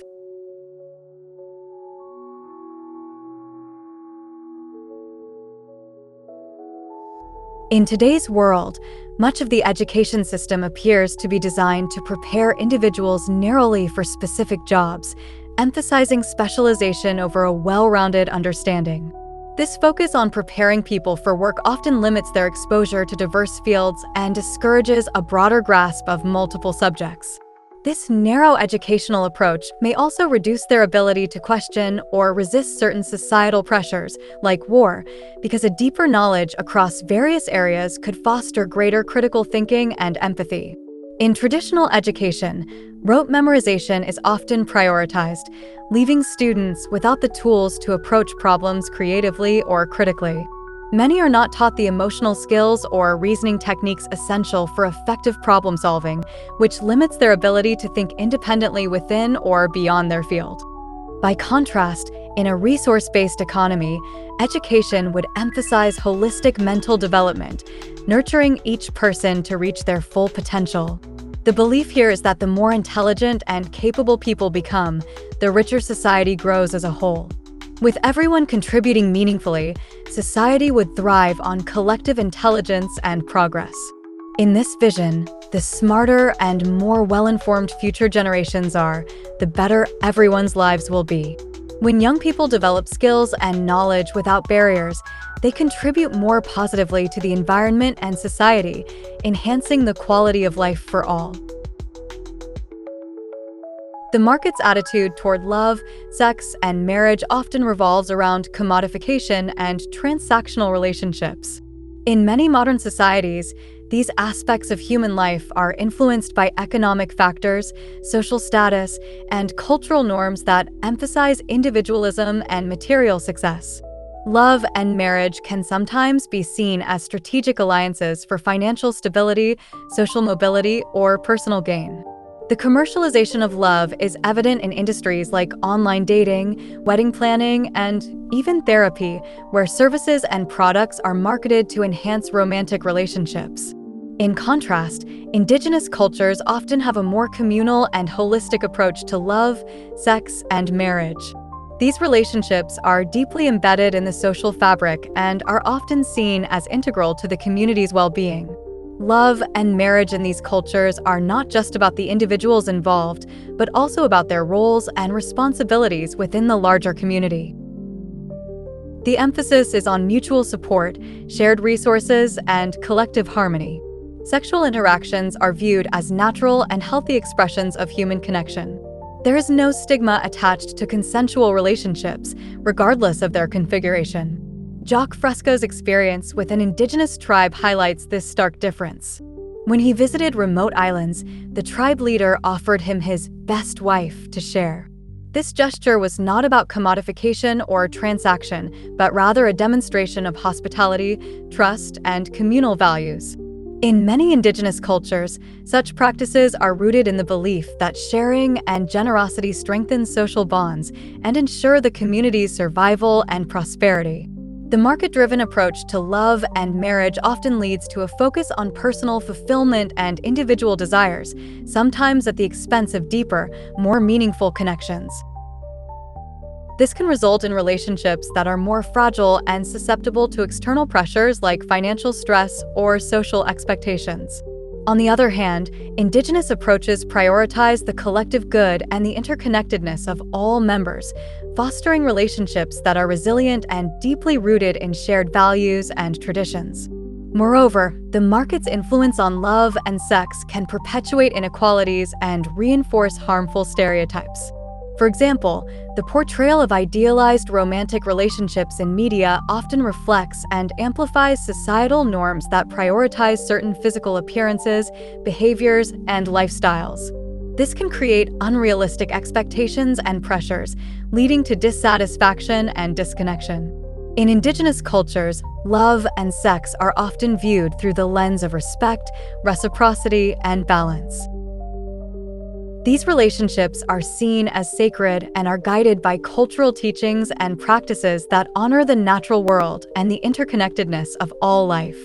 This holistic perspective fosters a sense of belonging and purpose that transcends individual desires and aligns with the community's values and goals.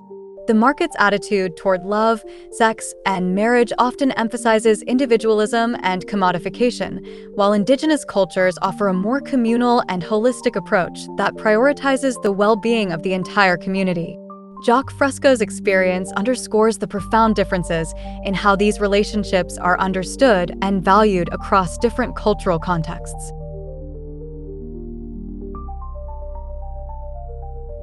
Patriotism, weapons, armies, and naval forces are symbols of an uncivilized world, a world that hasn't yet embraced a peaceful, collaborative future. In such a society, children of the future may look back and question why people failed to see the potential of technology to eliminate scarcity. They might wonder why their ancestors didn't recognize that creating scarcity would inevitably lead to war. To them, it will be clear that people were conditioned to serve the established institutions, often without questioning their motives or outcomes.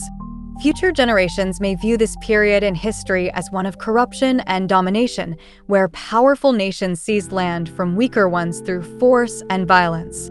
History might even skip over many details of these times, recognizing only the overarching patterns of exploitation and aggression. Real progress, they will understand, began only when the nations of the world unified, working together for the shared benefit of all people. In this future vision, global unity would be based on the common good, erasing social hierarchies and any form of elitism, whether technical or otherwise. There would be no need for a traditional state, as all governance would focus solely on meeting the needs of every person without dominance or subservience. A resource-based global economy, though not perfect, could represent a vastly better system than the current structures. While perfection may never be attainable, moving toward a world without social stratification or inequality could bring humanity closer to a truly civilized society. Part 4. The Totality of Existence. My country is the world, and my religion is to do good. The social values embedded in today's society, characterized by endless warfare, corruption, oppressive laws, rigid social hierarchies, superstitions, environmental degradation, and a power-hungry ruling class focused on profit, stem from a widespread lack of understanding. Many fail to grasp two of the most essential insights about the nature of reality: its emergent and symbiotic properties. The emergent nature of reality implies that all systems, whether they are scientific knowledge, social structures, technologies, or philosophies, are inherently dynamic and constantly evolving. When left unrestrained, these systems change and adapt fluidly. Ideas and inventions that seem ordinary today, like modern communication and transportation, would have been inconceivable in ancient times. Similarly, the future will bring innovations, knowledge, and social constructs that are beyond our current imagination. Humanity has moved from the mysticism of alchemy to the rigor of chemistry, from a geocentric worldview to a heliocentric understanding, from attributing illness to demons to developing modern medicine. This progression is ongoing, underscoring the need to recognize that static, unchanging knowledge does not exist. Growth depends on our willingness to embrace new insights, even those that challenge our established beliefs and identities. Unfortunately, society today largely fails to recognize this, with entrenched institutions clinging to outdated structures that inhibit progress. People are conditioned to resist change, holding on to a static sense of identity and often reacting with defensiveness when confronted with ideas that contradict their beliefs.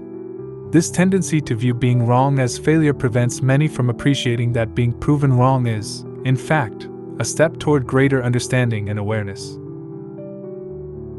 Human knowledge is never final, as all ideas are subject to refinement, revision, or even abandonment over time. This reluctance to accept new, potentially transformative information is a form of intellectual materialism, where beliefs are hoarded and protected as possessions. The monetary system amplifies this materialism, not only through its self-preserving structures but also by conditioning countless people to uphold it blindly, transforming them into self-appointed guardians of the status quo. People enforce conformity by ostracizing those who challenge established norms, effectively controlling one another without the need for external authority. This resistance to change and adherence to outdated institutions for the sake of identity, comfort, power, or profit is ultimately unsustainable. It creates imbalance, division, and conflict, leading to further breakdowns in society. Just as humanity evolved from hunter-gatherers to agricultural societies and then to industrial ones, it is time for a new social system that reflects our current understanding. The monetary system arose from an era when scarcity was an undeniable reality. However, with technological advancements, this system no longer aligns with society's potential. Its continuation only fosters the destructive behaviors it once addressed. Similarly, dominant worldviews, including theistic religions like Christianity, Islam, Judaism, and Hinduism, operate with a similar irrelevance. By promoting fixed, closed perspectives, these belief systems hinder personal and social growth in an evolving universe. Religion, by imposing faith over reason, often suppresses the awareness of emergent realities, encouraging followers to reject logic and new information in favor of tradition-bound beliefs. It is time for society to embrace change, to shed outdated beliefs and systems, and to step into an era that reflects the knowledge and potential of the present. The best way for someone to become an atheist is for them to read the Holy Bible cover to cover. Reading the content and stories of the Bible, without interpretation or guidance, may lead individuals to question their beliefs. Alright folks, let me lay it down for you. Because there's one thing we need to appreciate when it comes to first-class, heavy-duty nonsense. The undisputed, undefeated champion of all time is religion. Picture this. Religion has managed to get people to believe that there's an invisible guy up there in the sky, watching your every move, all day, every day. And this invisible guy, he's got a list. 10 things. That's right, 10 things you absolutely cannot do. And if you break even one, he's got this special, fiery VIP section set aside for you, where the only things on the agenda are burning, screaming, choking, and endless suffering. Forever. Yes, forever. But don't worry, because he loves you. Oh, and by the way, he also needs money. Yep, this all-knowing, all-powerful being who can literally do anything, somehow just can't manage his budget. So despite raking in billions and paying zero taxes, he still needs a little more cash. Now, if that isn't the ultimate tall tale, I don't know what is.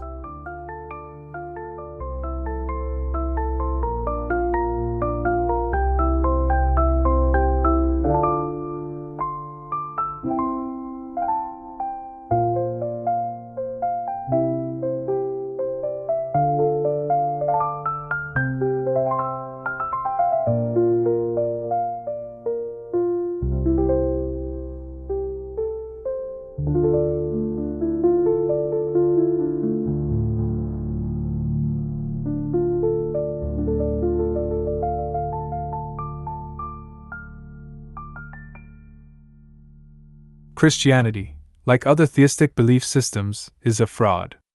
It's a fraud because of the fact that the ideas need to be believed or need faith, even when there's no evidence to support the ideas as beneficial to humanity's progress. In fact, they are detrimental, as a staple of religion is death worship. The belief that the quote-unquote next life is more important, and any deviation from belief must be destroyed, as true progress threatens religious beliefs. Religion can be viewed as a vast construct designed to separate humanity from the natural world and from each other. By promoting unwavering obedience to authority, it diminishes individual responsibility, often allowing people to justify harmful actions under the guise of divine purpose. Religion can never reform mankind because religion is slavery. At its core, this structure benefits those who understand its foundations but wield it as a tool to influence and control societies. Religious myths are among the most potent psychological constructs ever developed, laying the groundwork for other beliefs to take root and thrive. A myth, by nature, is a belief that, although widely accepted, is fundamentally false. However, in the context of religion, myths go beyond mere stories. They serve as powerful unifying narratives that orient and motivate entire communities. Their relevance lies not in their factual accuracy but in their function as guiding beliefs. For a myth to effectively shape a society, the community must accept it as truth, without questioning its authenticity. When individuals challenge the validity of these sacred stories, the faithful guardians of the tradition typically don't engage in debate. Instead, they choose to ignore dissent or dismiss these challengers as blasphemers, maintaining the myth's influence over the collective mind without allowing opposing views to disrupt it.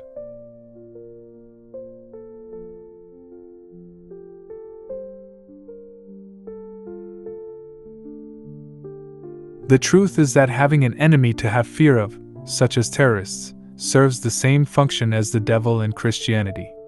An ultimate evil to blame to keep the society of faithful believers intact, fear shuts down people's ability to think critically. The truth is that violence exists as a cycle in a society of scarcity. As long as a market society of scarcity exists, instead of abundance to meet all human needs, human life will be violent.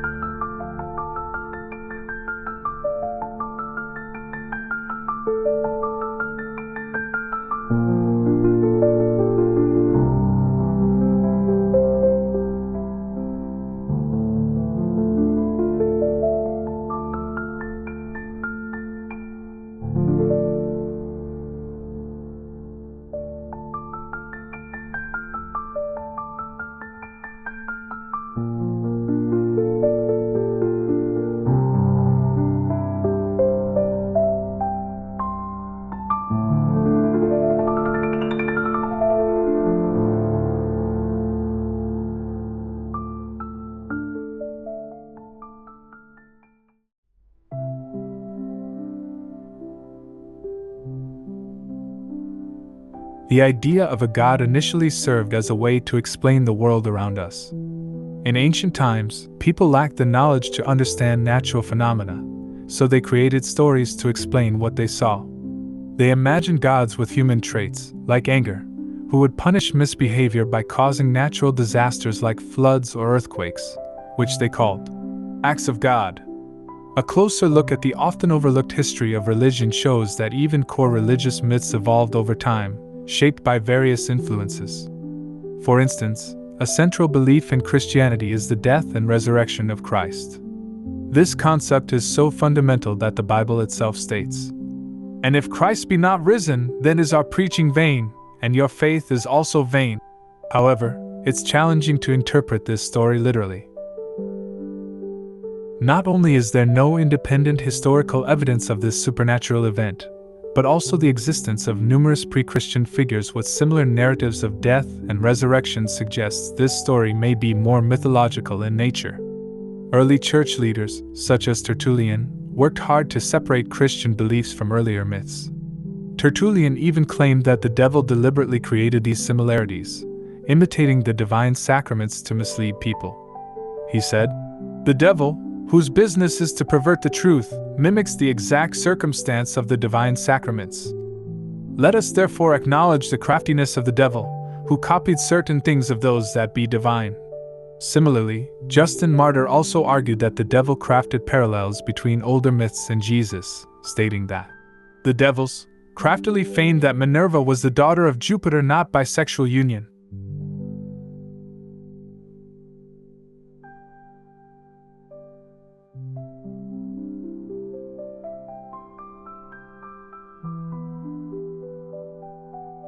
It is unfortunate that many view the stories in Christianity, Judaism, Islam, and other religions as literal histories rather than seeing them as symbolic narratives rooted in various traditions. When we accept these stories as allegorical, we find a unifying theme across all religions, one that emphasizes shared human values. Yet, religious beliefs have historically driven division and conflict. For example, Christianity alone has splintered into over 34,000 denominations. Religious texts like the Bible invite interpretation, leading to numerous sects and viewpoints. This division underscores a broader issue found in many theistic religions, a failure to recognize our interconnectedness. The idea of separation denies the symbiotic nature of life, where everything in nature exists in a constantly evolving, interconnected system. In reality, all natural systems are emergent and ever-changing. They aren't independent but are integral parts of a unified whole, where each element affects the others. It's probably the stupidest thing the human race does. is to look for patterns in this way and say, when a baby falls out of a high-rise building and bounces on the grass below, that must be God. And when millions of children die every day for the lack of pure drinking water and just die of diarrhea in a banal manner, that's because God moves in a mysterious way or isn't involved at all. An interesting aside is the potential impact of AI on religion. AI may contribute to the decline of religious influence as people grow weary of manipulative AI-generated content, including religious-themed posts designed as engagement bait. In 2023, the Beautiful Cabin Crew meme, a collection of AI-generated images of Asian women flight attendants expressing devotion to Jesus Christ, gained attention. This phenomenon has shown potential to make individuals question their faith. By demonstrating how effortlessly AI can mimic religious manipulation techniques for likes and shares, it may inspire critical thinking among believers, helping them recognize that religion itself can often be a tool of manipulation. Initially, some may interpret AI as a demonic force threatening their faith. However, many will attempt to co-opt tools like ChatGPT to craft arguments in favor of religion. Yet the relentless parody of religious themes by AI may ultimately expose religion as a hollow construct, making it increasingly difficult for such arguments to maintain credibility. Over time, this mockery could reveal religion as less a source of truth and more a relic of outdated thinking, a bad joke. The irony of religion is while it claims to be able to solve the problem of addiction, they themselves are promoting an addiction to lying. Human beings often overlook their inherent connection to the environment, failing to see how essential natural systems, like oxygen, plant life, and sunlight, are to survival. The planet operates as a whole, interconnected community. Our experience on Earth isn't limited to humanity alone. It's a shared experience with all living things and natural elements. True success lies in understanding and nurturing this connection. For a sustainable, peaceful, and equitable future, every individual must recognize that their well-being depends on the well-being of all, including plants, animals, and the natural environment. When we embrace this idea, we find deeper joy and fulfillment, a profound sense of connection often described as spiritual. This joy comes not from material wealth, but from understanding our unity with everything around us.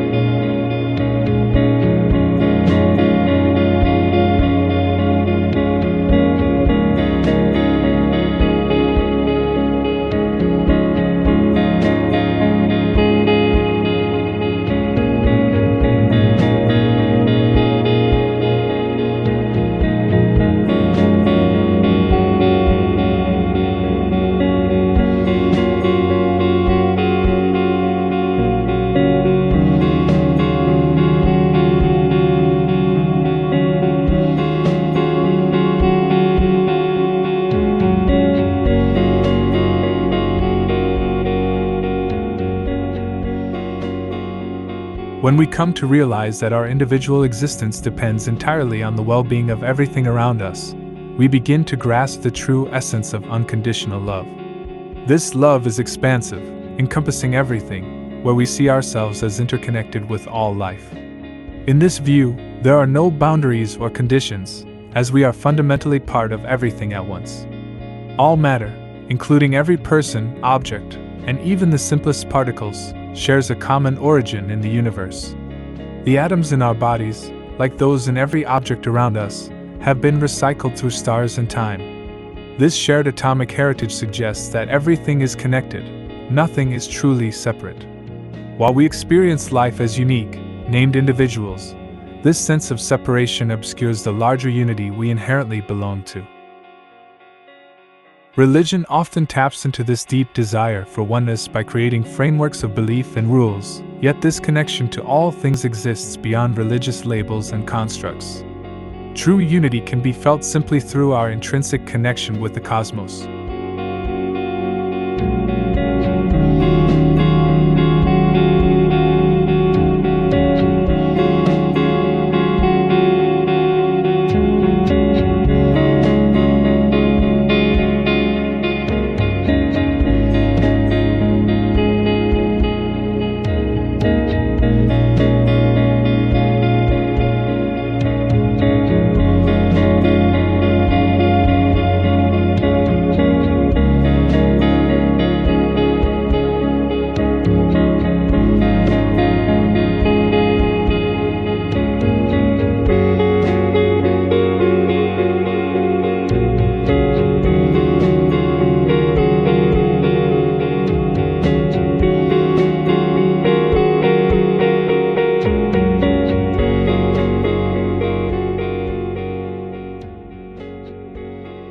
It is time to restore the unity that outdated social systems have divided and to work together to build a sustainable global society where all individuals are cared for and genuinely free. Basic human needs, such as food, water, shelter, and warmth, are universal, and everything else is secondary. The key challenge lies in wisely managing Earth's resources, which cannot be achieved within a monetary system driven by profit and self-interest. Political solutions are inadequate, as the fundamental issues we face are technical, not ideological. Additionally, ideologies that divide humanity, including religion, need to be reconsidered to assess their purpose and relevance, ideally shifting towards philosophical reflection rather than materialistic or superstitious bases. Critics of the Zeitgeist movement and the Venus Project often resort to slander, dismissing them as utopian fantasies with only a superficial claim to scientific foundations. They accuse the Venus Project of being a sinister organization promoting communism, or even a dystopian system akin to 1984, complete with concentration camps and oppressive control. They label films like these as theosophy propaganda, tools of brainwashing and mind control orchestrated by shadowy entities like the New World Order or the World Economic Forum. This line of criticism stems from religious conspiracy thinking, which leads to the belief that nothing is good and that every nonprofit initiative hides a nefarious agenda. These so-called criticisms are not just misinformed, they are outright lies. It is, in fact, the market system that embodies a utopian myth. Trade is promoted as an equal exchange, but in reality, it is a form of conflict, where both parties attempt to use deception to secure a better deal for themselves in a scarcity-driven environment. Because the market thrives on scarcity, any move toward abundance that meets all human needs is inherently bad for business. This is Basic Economics 101. The market, therefore, is fundamentally unfair and perpetuates inequality. Critics of the Zeitgeist movement conveniently ignore this reality, positioning themselves as self-appointed defenders of the status quo. Their vested interests in maintaining the current system drive their pathological dishonesty about any challenge to it, a system that, ironically, fails to support them or humanity's collective well-being. Today's society prioritizes protection and security over unity, progress, and creativity. For example, the United States allocates approximately $500 billion annually to defense, enough to fund a 4-year college education for every high school senior. In the 1940s, the Manhattan Project channeled vast resources and talent into building the first weapon of mass destruction. Imagine if, instead, those resources had focused on creating a self-sustaining, abundant world. Life today would be radically different if the goal had been global well-being rather than warfare. Now is the time to shift from weapons of destruction to weapons of mass creation. Humanity's true potential lies in its ability to create, and with an understanding of life's interconnectedness and the ever-evolving nature of reality, there are no limits to what can be achieved. Yet, powerful systems are in place to resist such change, particularly the monetary system. The current fractional reserve banking system effectively binds society in debt, making true freedom unachievable. This system of free market capitalism leverages debt to control and subordinate countries to a small, powerful elite. Competition, a core aspect of this system, undermines large-scale cooperation, which is essential for global sustainability. These financial structures have outlived their usefulness and must be transcended. However, those in power will resist, as a shift would mean a loss of control and influence. Therefore, deliberate and peaceful action is required. The most effective strategy is to change our behavior, withdrawing support from the system to pressure it to adapt to the people's will. This transition requires refusing to participate in the current system while continuously highlighting its flaws and corrupt practices. Real change will only occur if the system fails and public confidence in political leaders wanes. This breakdown may open the door to alternatives like the Venus Project, which offers a path forward focused on sustainability and resource management. If these shifts do not occur, the outcome could be severe. Trends suggest an impending economic crisis, with the United States at risk of bankruptcy. This instability could lead to a military regime to prevent societal collapse.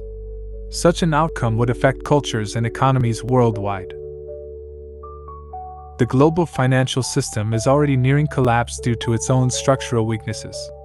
As warned in 2003, the interest on the U.S. national debt may soon become unsustainable, risking complete bankruptcy. The monetary system, grounded in debt expansion, is approaching its limit. Recent banking failures are only the beginning. With skyrocketing inflation, record debt levels, and continuous government bailouts, the system is in dire straits. As borrowing ceases and defaults rise, the cycle of money creation will halt, leading to an unprecedented economic contraction and ending a long-running financial scheme. This shift is already underway. It is essential to reveal the failures of the current financial system and use this vulnerability to drive change. Here are several practical actions to consider. 1. Challenge the banking system. Key banks, like Citibank, JP Morgan Chase, and Bank of America, have substantial influence within the Federal Reserve. By boycotting these institutions, individuals can express dissatisfaction with the private banking network. Moving funds to other banks, refinancing mortgages elsewhere, selling stock in these corporations, or even leaving jobs associated with them are ways to reduce dependency on this flawed system and expose its shortcomings. 2. Seek alternative news sources. Major news channels filter information to protect the status quo, limiting objectivity. Since a few corporations control most mainstream media, turn instead to independent news sources online for unbiased reporting. The internet currently provides a powerful channel for free information, and it is vital to protect this openness against any attempts to restrict it. 3. Avoid military enlistment. Today's military exists primarily to serve the interests of large corporations rather than the public. The narrative that war is natural and military service is noble perpetuates this institution, despite the immense psychological toll on veterans. The need for military service in maintaining an outdated system must be reconsidered in light of these realities. 4. Reduce support for energy corporations. For those in independent homes, transitioning to self-sufficient energy sources, like solar and wind power, is an option worth exploring. Renewable energy solutions are becoming increasingly cost-effective and can reduce reliance on traditional, costly energy companies. For those with vehicles, switching to fuel alternatives or smaller, efficient cars reduces dependence on fossil fuels. 5. Reject the political system's illusion. Democracy as presented in a monetary system is a facade. Two dominant political parties, both influenced by the same corporate interests, prevent genuine change. The rotation of political figures does little to alter the system. Instead of investing energy in politics, focus on surpassing this failed framework. 6. Join the movement for change. By aligning with initiatives like the Zeitgeist movement, individuals can support the development of a new, sustainable social model that treats the planet's resources as a shared heritage and enables global cooperation over competition. Educating others on the systemic corruption and the potential for technological solutions can lay the groundwork for a just, sustainable world. The decision lies with each person, to either remain a passive participant in a flawed financial system or to pursue genuine, impactful change that supports all people. True transformation must begin within each individual, moving beyond materialistic distractions and embracing our shared reality. Real progress is achieved through personal growth and an expanded consciousness, where everyone recognizes their role as both a student and teacher in this transformative journey. In this search for a different way of life, there is no external guide or authority. Each person is their own teacher, student, and leader. To understand this interconnectedness is to embrace a new way of being.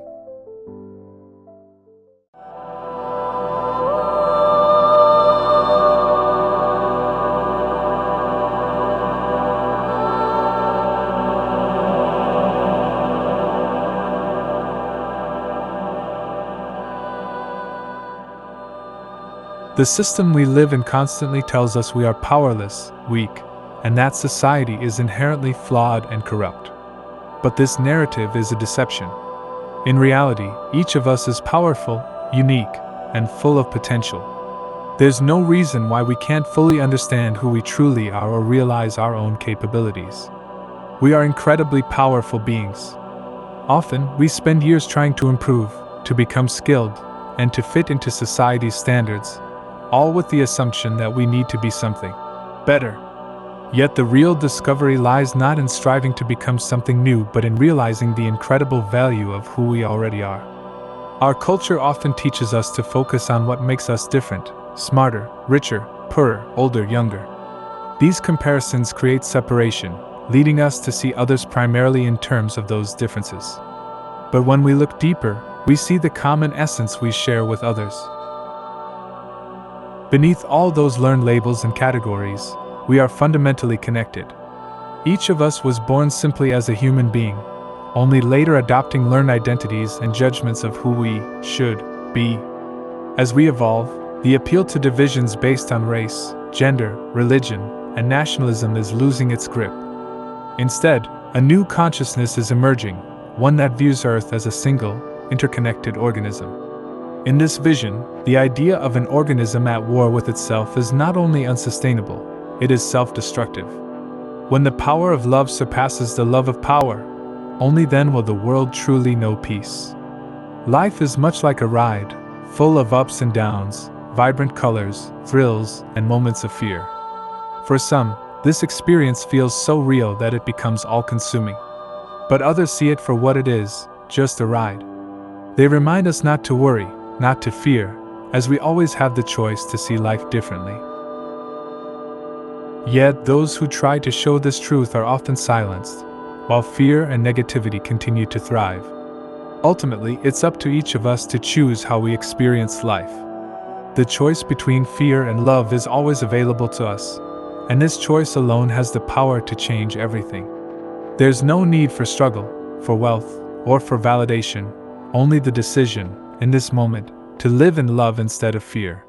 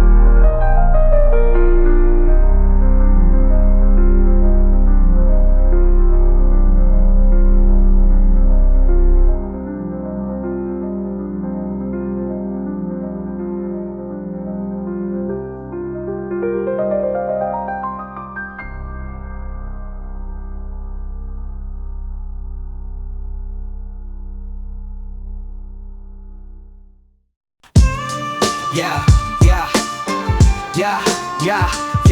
Picture a world with only skies above. No heaven or hell, just peace and love. Ain't no borders, we all unite. Living for today, shining bright like light. Imagine folks chilling, no need to fight. No wars or hate, just vibes that are right. We're dreaming together, let's make it real. A world full of kindness, that's the deal. Imagine there's no heaven, it's easy if you try. No hell below us, above us only sky. Imagine all the people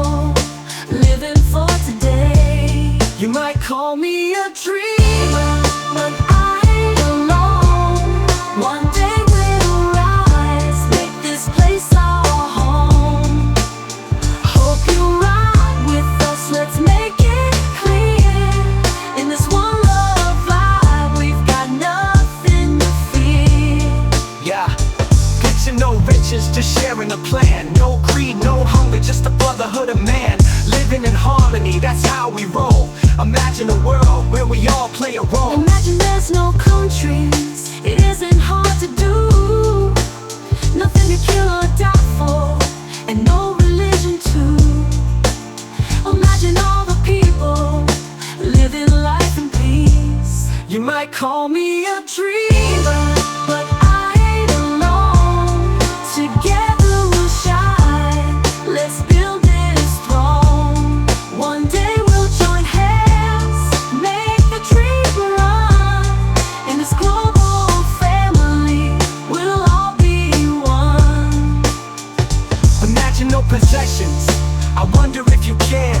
No need for greed or hunger, a brotherhood of man. Imagine all the people sharing all the world.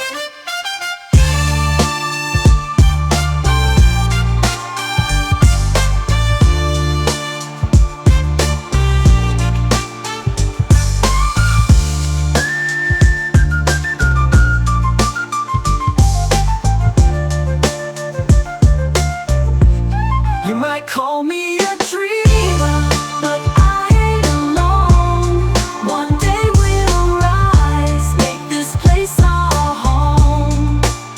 Hope you ride with us, let's make it clear. In this one love vibe, we've got nothing to fear. you might call me a Dreamer, but I ain't alone. Together we'll shine. Let's build this throne. One day we'll join hands, make the dream run. In this global family, we'll all be one.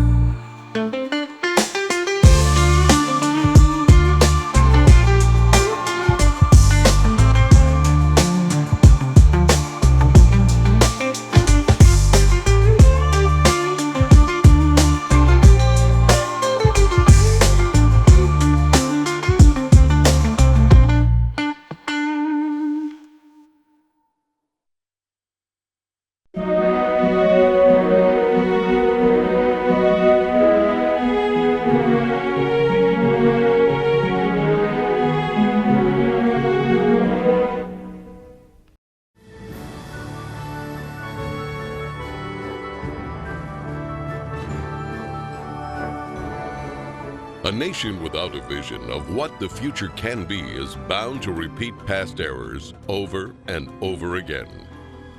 This brief video will outline a vision designed to avoid old mistakes. A vision of efficiency, sustainability, and intelligent planning can lead us into a marvelous new world of unlimited human potential. Designing the future.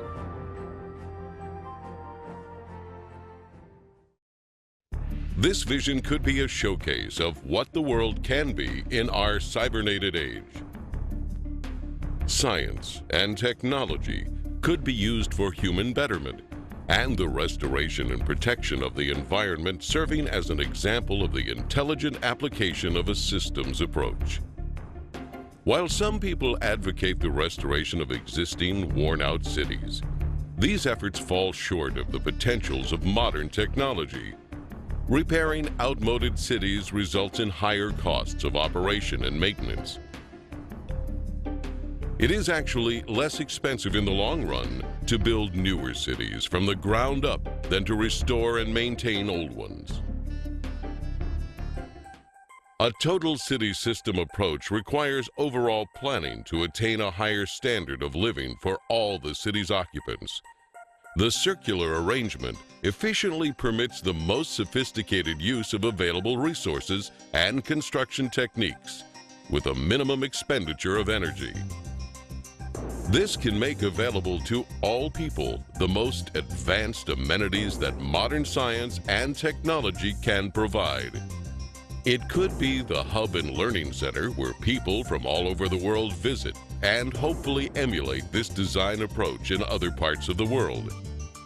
Design considerations for these new cities include its overall functioning, its ease of assembly, the reduction of maintenance, efficient transportation, and its simplicity and durability. This will include the flexibility to permit ongoing and later changes. The city would function as an evolving, integrated organism rather than a static structure.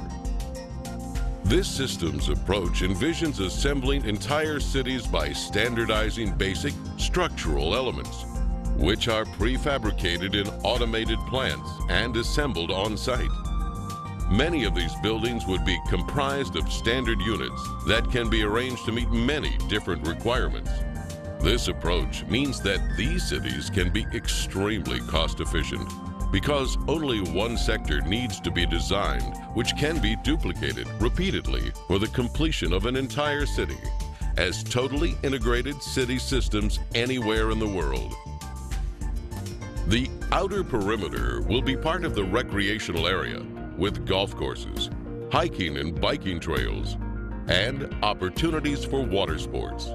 Inside this area, a waterway surrounds an agricultural belt with indoor and outdoor agriculture. Continuing toward the city center, 8 green sectors provide clean, renewable resources of energy using wind, solar, and heat concentrators. Waste recycling and other services are located beneath the city. The plan utilizes the best of clean technology in harmony with the surrounding environment. The residential district features beautiful landscaping with lakes and winding streams, a wide range of creative, innovative apartment buildings, and individual unique homes will provide many options for the occupants. New and innovative methods of fast mass construction for housing and building systems will inject composite materials into a mold and then extrude the form upward. In some cases, multiple city apartments can be produced as continuous extrusions, which are then separated into individual units. Cranes transport these prefabricated dwellings to site locations. They are then lifted and inserted into a support structure. The apartments are lightweight and high strength. All of the dwellings are designed as self-contained residences. The outer surface of these efficient structures serve as photovoltaic generators, converting solar radiation directly into electricity for heating, cooling, and other needs. The thermocouple effect will also be used for generating electricity.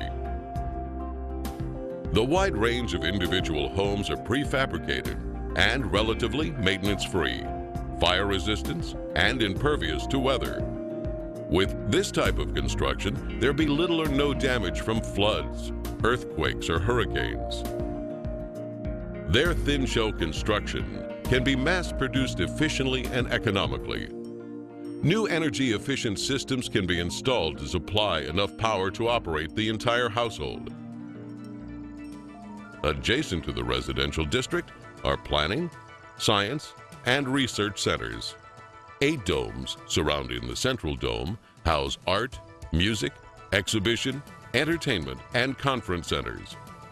Lovely parks, lakes, streams, and waterfalls are located throughout the entire city.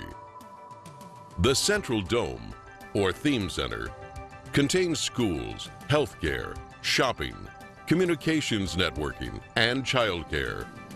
It is also the core for most transportation services, which move people by transveyors horizontally, vertically, and radially anywhere in the city. This minimizes the need for automobile transportation, except for emergency vehicles. Transportation between cities would be by monorail.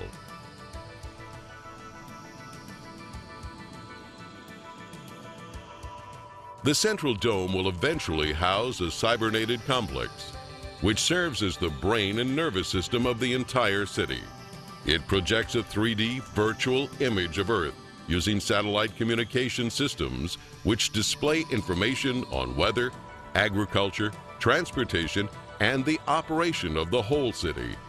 This cybernated system will use environmental sensors to help maintain a balanced load economy, which avoids overruns and shortages. For example, in the agricultural belt, electronic probes monitor and maintain the soil conditions, water table, nutrients, and more.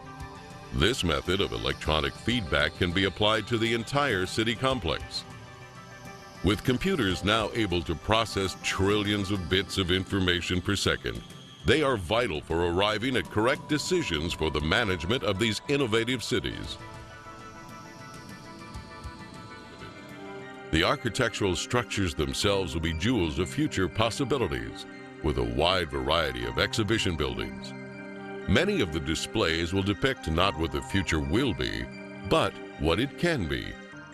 Some of the cities may be total enclosure systems, which are self-sufficient. These massive structures would contain residences, parks, recreation, entertainment, healthcare, educational facilities, and more. Everything built in these cities would be as near to a self-contained system as conditions allow. In these total enclosure arrangements, the skyscraper assures that more land is available for parks and wilderness preserves, while at the same time eliminating urban sprawl. Wherever possible, geothermal energy can be harnessed. Geothermal power offers the possibility of an abundant source of clean energy. This source alone could provide enough energy for the next 1,000 years. National transportation systems would include a network of waterways and canals. These bodies of water could minimize the threat of floods and droughts by diverting floodwaters to storage basins. In addition, these canals could supply water for irrigation, fish farms, and recreation. The canals can also be used for desalination using a method of evaporative condensation. In some instances, ships could serve as floating automated plants, capable of processing raw materials into finished products while en route to their destinations.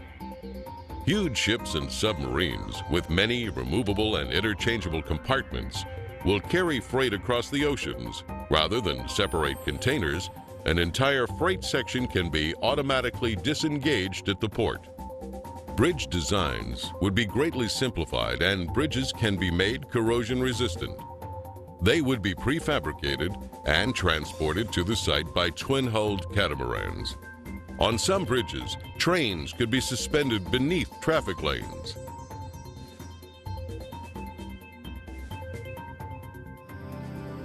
Colonization of the oceans is one of the last frontiers remaining on Earth.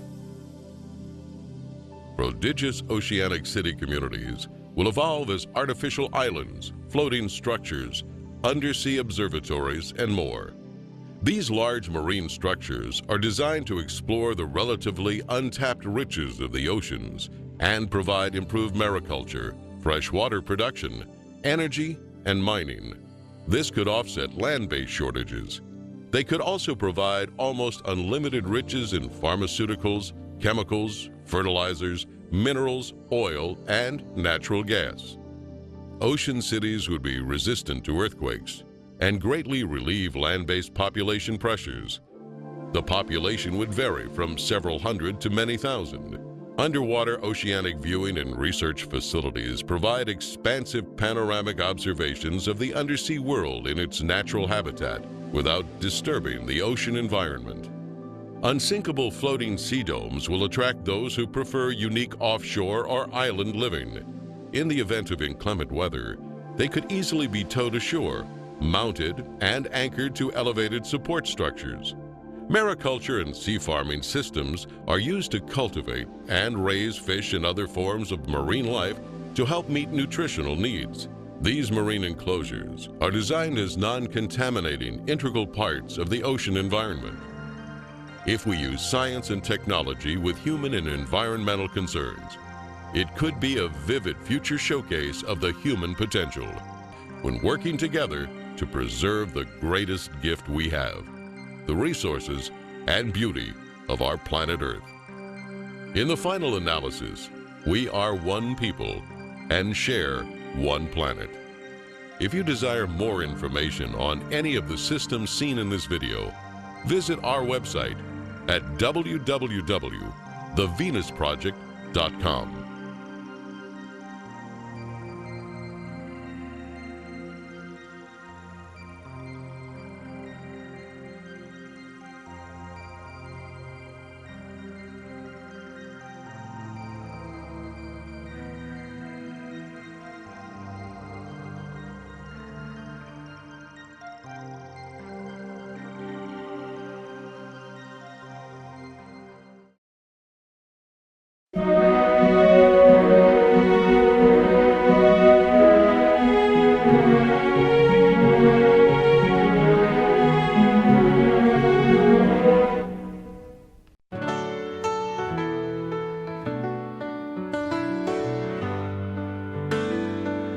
Imagine there's no heaven.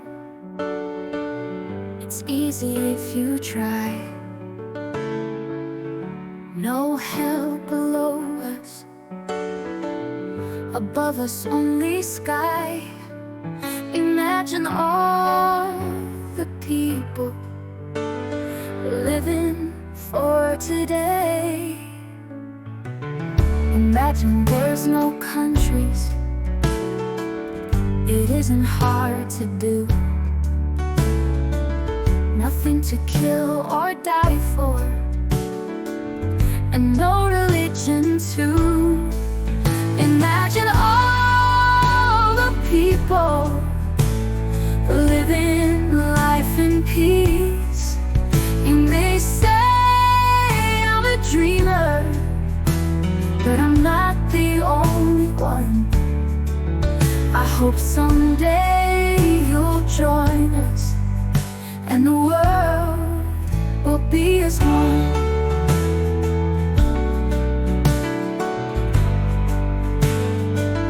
Imagine no possessions. I wonder if you can. No need for greed or hunger. A brotherhood of man. Imagine all the people living life in peace. You may say I'm a dreamer, but I'm not the only one. I hope someday you'll join us, and the world will be as one. Oh, we'll live as one. Oh.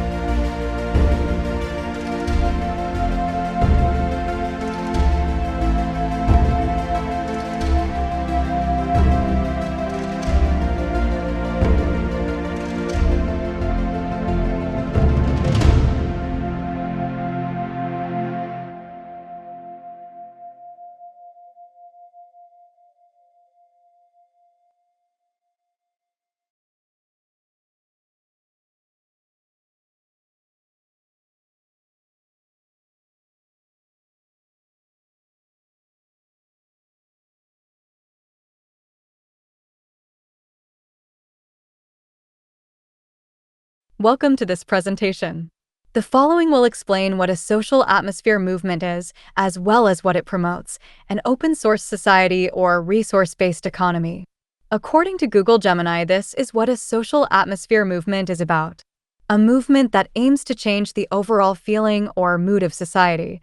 This is a more metaphorical use of atmosphere. An example here could be social movements that promote greater inclusivity or challenge existing power structures. According to ChatGPT, this is what a social atmosphere movement is about. A social atmosphere movement suggests a collective effort aimed at changing or influencing the social environment or ambience within a community or society. It may involve initiatives focused on improving social interactions, fostering inclusivity, promoting positive values, or addressing societal issues. The movement could encompass various activities such as community organizing, advocacy, awareness campaigns, or cultural events aimed at creating a more supportive, equitable, and harmonious social atmosphere for all members of society. And finally, according to Microsoft Copilot, a social atmosphere movement represents a departure from traditional structures, embracing network dynamics and fostering a global sense of interconnectedness. It's a call for collective agency beyond established boundaries. So, now that you understand what the goal of what a social atmosphere movement is, how do we obtain that goal? The answer to that is an open source society or resource-based economy as advocated by the Venus Project. The Venus Project presents a comprehensive vision for a new global civilization centered on human well-being and environmental sustainability. This vision advocates for a societal redesign that integrates automation and technology intelligently to enhance the quality of life for all individuals, prioritizing their needs over profits. Current societal problems such as war, hunger, poverty, and bigotry are attributed to the shortcomings of our present-day system. Despite having abundant resources and advanced technologies, these issues persist due to our reliance on political and monetary solutions. The proposed solution lies in the intelligent application of science and technology, coupled with more efficient resource management. The concept of a resource-based economy is introduced, where all goods and services are universally accessible without the need for money, credit, barter, or servitude. This requires declaring all resources as the common heritage of humanity. In this envisioned society, scientific and technical alliances would collaborate without the interference of money or politics to address global challenges and promote unity and restoration. The Venus Project emphasizes a systems approach to city design, focusing on resource conservation and the dissemination of sustainable practices. The ultimate goal is to enhance human life and protect the environment through constant advancements in technology. This requires global cooperation among nations to improve the well-being of all individuals, recognizing that collective intelligence benefits everyone. By embracing this vision and continuing to experiment with social structures, we can transcend our current limitations and usher in a new era of civilization that is truly worthy of human potential. The concept of an open-source society represents a novel approach to societal organization, departing from traditional economic models reliant on currency and trade. Instead, it advocates for intelligent resource management inspired by principles observed in nature. The primary aim of this paradigm shift is to establish a social system that efficiently fulfills the needs of humanity while prioritizing sustainability and minimizing environmental harm. In an open-source society, resources, knowledge, materials, and production tools are not seen as commodities to be hoarded, but as shared foundations for collective progress. Imagine a world where scientific discoveries are openly accessible, where educational materials are constantly improved upon by educators around the globe, and where blueprints for sustainable technologies are freely available. This is the essence of the open-source society, where knowledge becomes the primary resource and collaboration the driving force. Within our current societal framework, known as free market capitalism, decision-making predominantly lies within the realms of politics and business, often overlooking inherent flaws. Despite the emergence of social and ecological challenges, there exists a reluctance to question the fundamental socioeconomic structure we operate within. This complacency persists even as issues such as poverty, mental health concerns, environmental degradation, and violence escalate. As humanity progresses in knowledge and understanding, guided by scientific principles, there's a growing recognition of the need for systemic change. Yet, our social structures remain largely unchanged, relying on outdated practices that fail to address modern complexities. Power is often vested in politicians lacking expertise in social organization, while corporations wield control over finite resources for their own benefit, perpetuating inequality and exploitation. Although science has revolutionized many aspects of our lives, it has yet to significantly impact the current social system, which clings to inefficient and outdated practices. Political leaders are entrusted with managing societal issues, despite their limited expertise in technical matters such as resource management.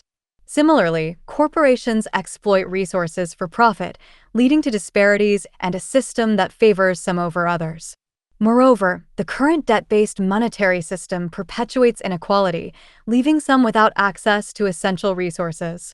This disconnect between our economic system and the natural world exacerbates problems and inhibits sustainable progress. Therefore, it's imperative to reevaluate our societal structures and prioritize human needs alongside environmental preservation.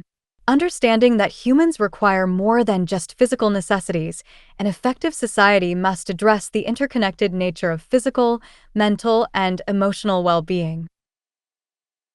Public health, environmental sustainability, and equitable social structures are essential components of a successful society. Recognizing the shortcomings of the current economic model, the proposal for an open-source society advocates for collaboration, sustainability, and efficiency. By embracing these principles, we can pave the way for a more equitable and sustainable future for all. The key components of an open-source society are: 1. Resource accounting.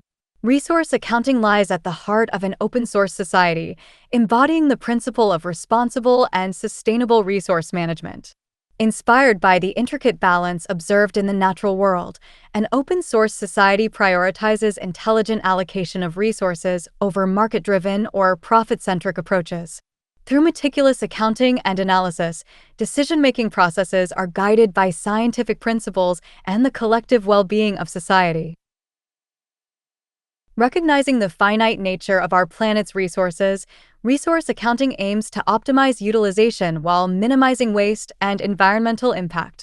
By systematically tracking resource flows, assessing ecological footprints, and implementing measures to ensure equitable distribution, an open-source society strives to create a resilient and thriving ecosystem where resources are utilized efficiently and in harmony with the natural world. Through transparent and accountable resource accounting practices, the society endeavors to safeguard the integrity of the environment and secure a prosperous future for generations to come. 2. Dynamic equilibrium. In an open-source society guided by dynamic equilibrium principles, the focus is on maintaining a delicate balance between resource consumption and natural regeneration rates. This approach emphasizes the need for continuous monitoring and adaptive management strategies to ensure the sustainability of resource utilization practices. By carefully assessing the carrying capacity of ecosystems and understanding the limits of resource availability, efforts are made to prevent overexploitation and environmental degradation. Through the implementation of innovative technologies and sustainable practices, such as renewable energy systems and regenerative agriculture, the goal is to foster a harmonious relationship between human activities and the natural world. Moreover, education and public awareness campaigns play a crucial role in promoting responsible stewardship of resources and fostering a culture of environmental consciousness. By striving for dynamic equilibrium, an open-source society aims to secure the well-being of current and future generations while safeguarding the integrity of the planet's ecosystems. 3. Strategic design. Strategic design in a resource-based economy or open-source society entails a fundamental departure from the conventional approach to product creation. Here, goods are meticulously crafted with longevity in mind, rather than being engineered for planned obsolescence to perpetuate consumption cycles in the market-driven paradigm. Designers prioritize durability, repairability, and recyclability, aiming to maximize the lifespan of products and minimize waste generation. By embracing modular designs and employing sustainable materials, the emphasis shifts from short-term profitability to long-term sustainability. This approach not only mitigates the environmental impact of consumption, but also fosters a culture of responsible resource management, laying the foundation for a more resilient and equitable society. 4. Automation. In an open-source society, automation serves as a cornerstone for achieving efficiency and abundance while reducing dependency on conventional labor paradigms. Through the strategic implementation of advanced technologies, such as artificial intelligence, robotics, and autonomous systems, automation streamlines production processes, optimizes resource utilization, and enhances overall productivity. By minimizing the need for manual labor, individuals are freed from repetitive tasks, enabling them to pursue more creative and fulfilling endeavors. Moreover, automation facilitates the equitable distribution of resources by ensuring consistent and efficient production without the constraints of traditional employment models. This fosters a society where individuals can access the goods and services they need to thrive, promoting a higher quality of life for all members. Additionally, automation allows for the conservation of resources and reduction of waste, contributing to the sustainability of the ecosystem and the preservation of the planet for future generations. Through the strategic integration of automation, a resource-based economy paves the way for a more prosperous and equitable society. 5. Access-based economy. In an open-source society, the transition to an access-based economy represents a fundamental departure from traditional notions of ownership towards a system where goods and services are universally accessible through efficient distribution mechanisms. By prioritizing access over individual ownership, resources are shared among community members, promoting collaboration and fostering a sense of collective responsibility. This paradigm shift reduces disparities in access to essential resources, ensuring that everyone has equal opportunities to meet their needs and pursue their aspirations. Through shared ownership and collaborative consumption, the emphasis is placed on maximizing utility and minimizing waste, leading to more sustainable resource management practices. Moreover, an access-based economy cultivates a culture of sharing and cooperation, strengthening social bonds and promoting the well-being of both individuals and communities. In essence, the transition to an access-based economy in a resource-based society reflects a commitment to equity, efficiency, and collective prosperity.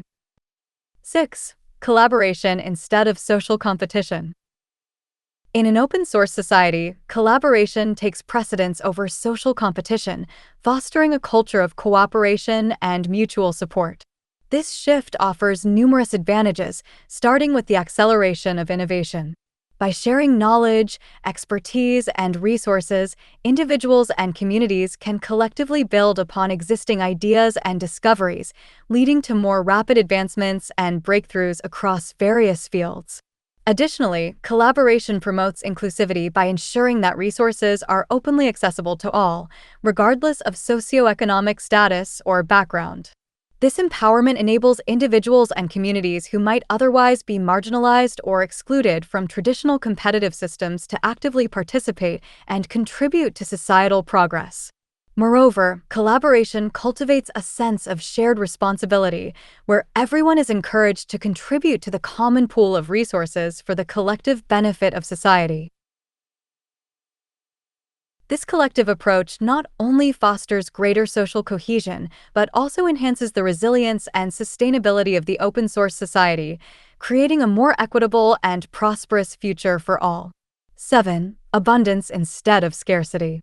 In an open-source society, the foundational principle of abundance supersedes the traditional notion of scarcity. Unlike conventional economic models driven by scarcity, which often perpetuate competition and inequity, an open-source society operates on the belief that there are more than enough resources to meet the needs of all individuals within the constraints of sustainable management.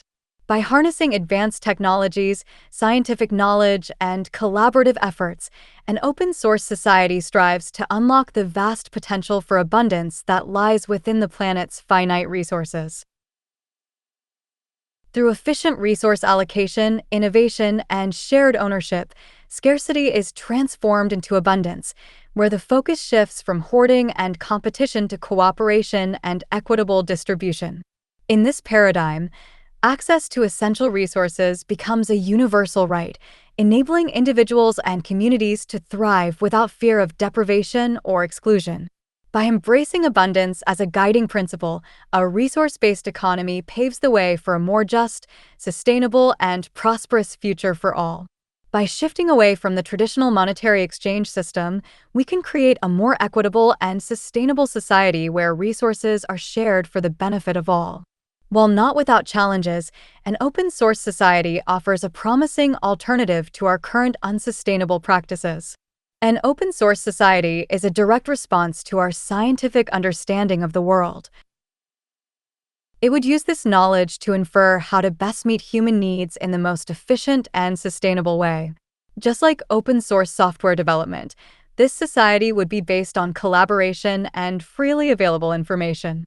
With this approach, there would be little need for individual opinions if our collective goal is to maximize sustainability and economic efficiency. An open-source society is not a utopian ideal, but a call for a new economic paradigm. It is about fostering a collaborative spirit where knowledge and resources are viewed not as tools for individual gain, but as building blocks for a more prosperous and equitable future. By embracing this open-source approach, we can unlock the true potential of human ingenuity and create a world of abundance for all. Overall, an open-source society represents a departure from traditional socioeconomic models, prioritizing sustainability, collaboration, and equitable access to resources. By embracing these principles, it aims to create a more resilient and inclusive society for current and future generations. The following websites advocate an open-source society or resource-based economy. The social atmosphere movement is the open-source version of the Zeitgeist movement. This video is not under copyright, it is under Creative Commons.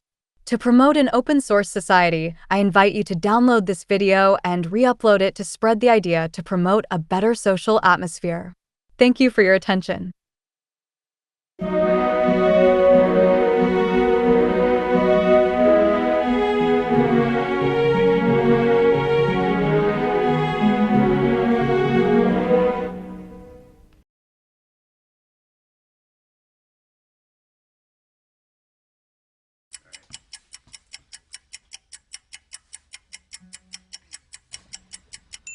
I wish I could say everything's just peachy, yeah. Living life is so easy, but it's not. They got everyone believing that's just the way it is, so there's nothing to be done. And so perpetuate a culture of cutthroat competition. But despite what you might think, we got everything we need to provide for each other. It wouldn't it be nice if no one had to fight just to get a bite to eat? Together we can build a better future for our project.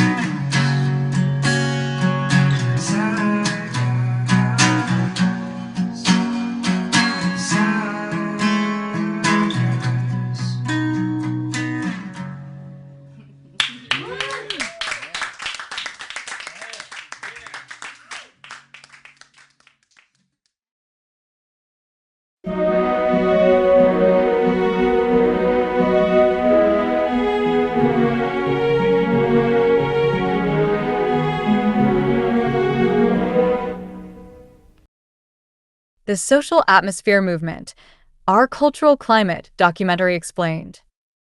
The Social Atmosphere Movement has created 2 open-source documentaries, an open-source version of Zeitgeist Moving Forward called System Shift, and an open-source version of Zeitgeist Addendum called Our Cultural Climate.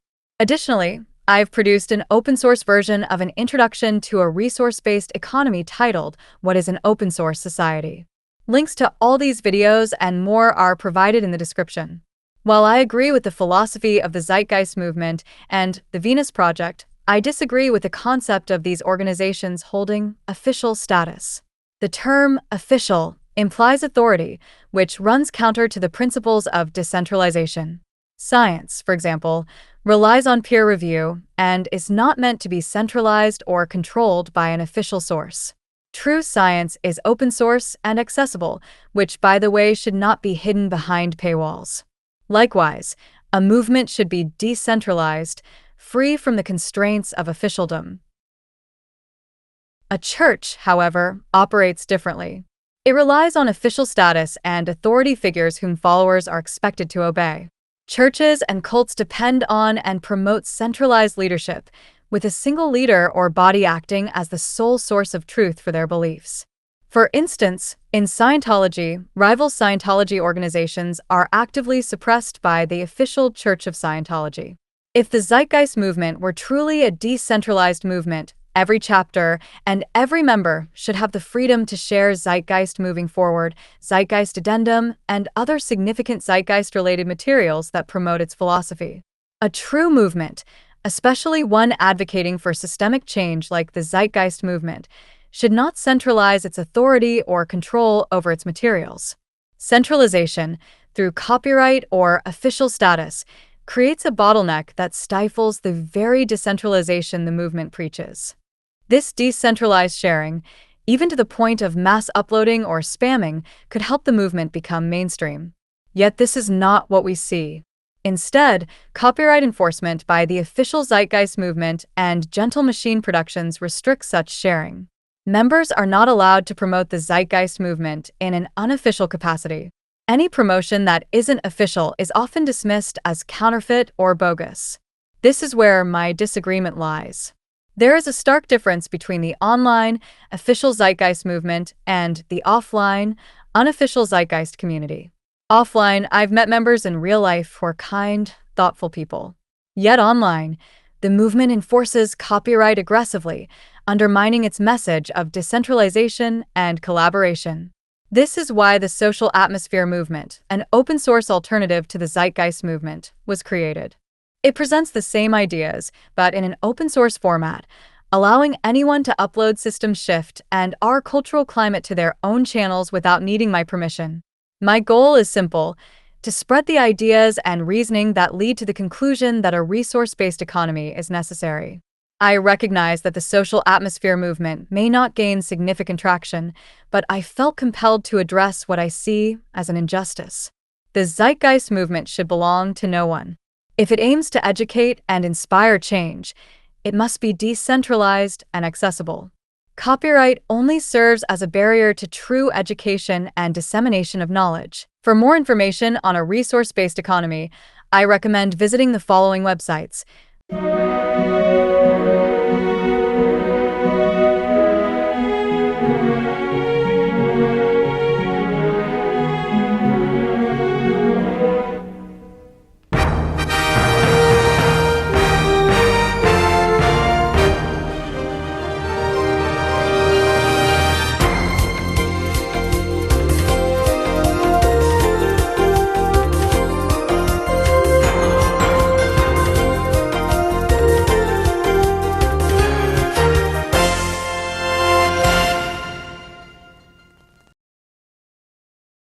So the reason this production was made is that you can't generally post Zeitgeist Movement content on YouTube without it coming under copyright.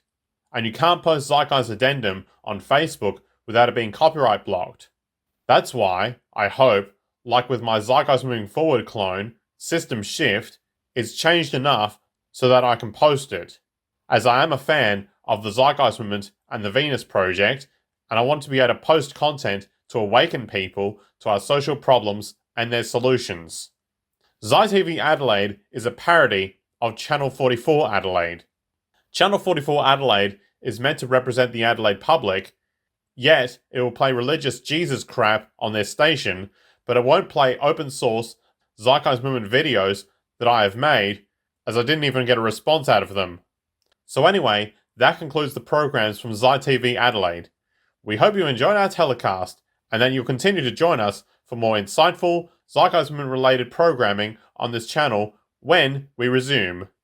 But for now, wherever you are in the world, good afternoon, good evening, and good morning. We'll leave you with the Zeitgeist Movement's anthem.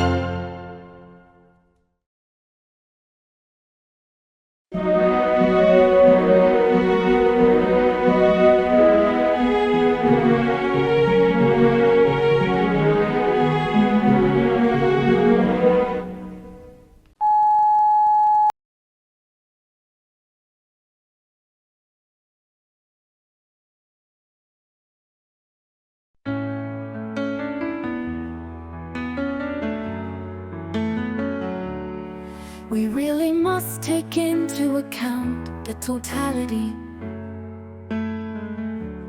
This isn't just a human experience. On this planet, this is a total experience. And we know we can't survive without plants and animals. We know we can't survive without the 4 elements. When are we really gonna start taking that into account? Imagine if the Zeitgeist movement and the Venus Project succeeds in accomplishing a resource-based economy. Imagine a peaceful world without war or religion. It would be wonderful, a world where human needs are truly met.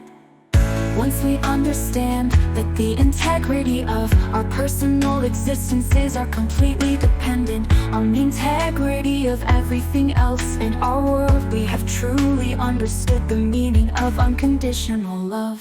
For love is extensionality, and seeing everything as you and you as everything can have no conditionalities. For in fact, we are all everything at once. And therefore it's only me out there. So what is there to be afraid of? What is there that needs solace seeking? Nothing. There is nothing to be afraid of, because it's all us. Imagine if the Zeitgeist movement and the Venus Project succeeds in accomplishing a resource-based economy. Imagine a peaceful world without war or religion. It would be wonderful, a world where human needs are truly met. Fact is, society today is backwards, with politicians constantly talking about protection and security rather than creation, unity, and progress. Our true divinity is our ability to create, and armed with the understanding of the symbiotic connections of life, while being guided by the emergent nature of reality. There is nothing we cannot do or accomplish. Imagine if the Zeitgeist movement and the Venus Project succeeds in accomplishing a resource-based economy. Imagine a peaceful world without war or religion. It would be wonderful, a world where human needs are truly met. The circumstances of one's birth are irrelevant. It is what you do with the gift of life that determines who you are. I believe that unarmed truth and unconditional love will have the final word in reality. When the power of love overcomes the love of power, the world will know peace. The revolution is now.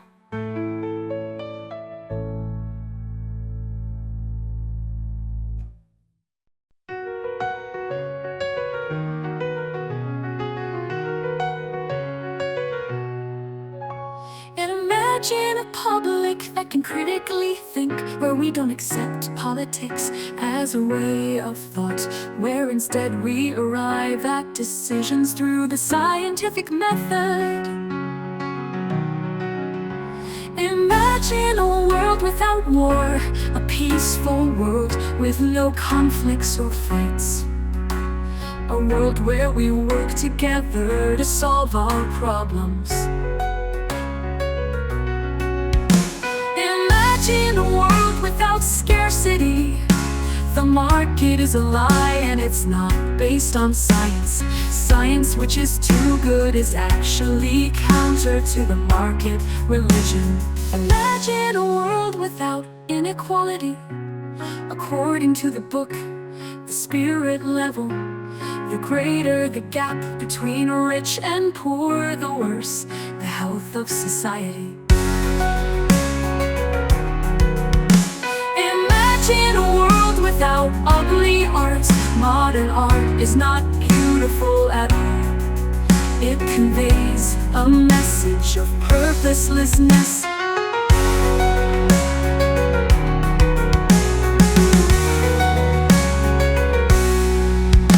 Imagine a world without religion.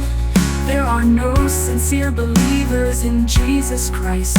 Anyone who believes in Jesus has been tortured to believe in him. Imagine a world without pollution. Science should be put at the forefront of society, so we make technology that does not impact our environment. Imagine a world without poverty, a world that cares about our fellow human beings. Our problems in life are technical, not political. The Zeitgeist movement and the Venus Project invites you to a resource-based economy, which is the scientific method applied to social concern. Join the movement and promote a peaceful, reasonable world.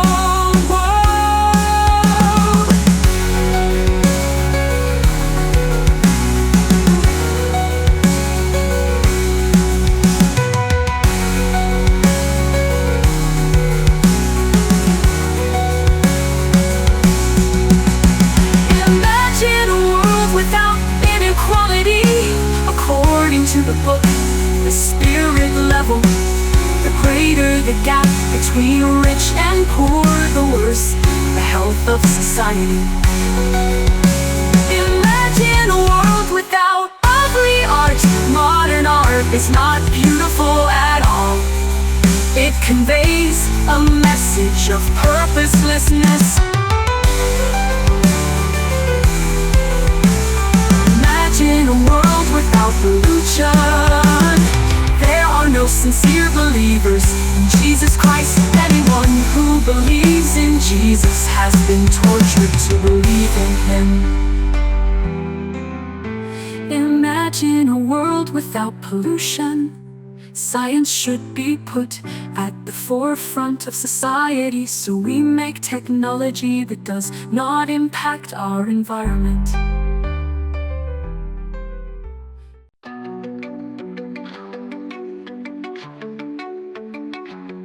The Venus Project shines like morning light, guiding us forward through the night. A systems approach to solve and end, prevention over cure, our journey to amend. A new dawn breaks for all to see. Resource-based economy, our destiny. No more waste, no more pain. The Venus Project, our world regained. Education and innovation entwined. High-quality products of sustainable design, adapting to change with resilience strong.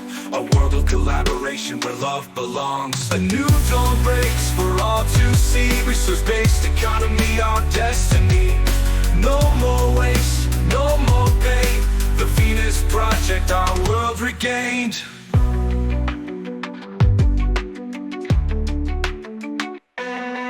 If every step a brighter way will pave the path, night and day. Our global family, united we stand. A new dawn breaks hand in hand. From fragmentation to unity we rise. With shared resources, no more compromise. No more waste, no more pain. The Venus Project, our world regained. Education and innovation entwined. High-quality products of sustainable design, adapting to change with resilience strong. A world of collaboration where love belongs. A new dawn breaks for all to see. Resource-based economy, our destiny. No more waste, no more pain. The Venus Project, our world regained. A new dawn breaks, the world awaits to a brighter future our hearts create. No more scarcity, no more strife. A new dawn breaks our world's new life. A new dawn breaks for all to see. Resource-based economy, our destiny. No more waste, no more pain. The Venus Project, our world regained.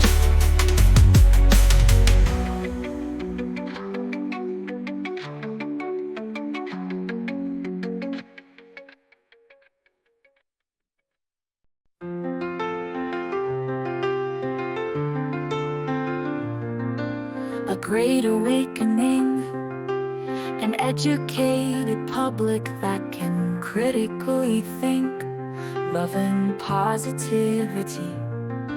Our technology will render money obsolete. The social atmosphere movement will take us to the future. The social atmosphere movement will end all wars. Along with the Venus Project, the goal is world peace. Poverty results in violence. The greater the inequality, the worse human health is. Let's end scarcity and inequality. Let's share our resources. That's the only way to truly end violence. The social atmosphere movement will take us to the future. The social atmosphere movement will end all wars. Along with the Venus Project, the goal is world peace. Money does not reflect our resources. We can enable abundance in this world with science. Money is a cult that promotes poverty and ignorance. Debt is a form of violence. There's more outstanding debt than money. Imagine a world free of debt. What would you do with your life if you didn't need to work? The social atmosphere movement will take us to the future. The social atmosphere movement will end all wars, along with the fetus project. The goal is world peace.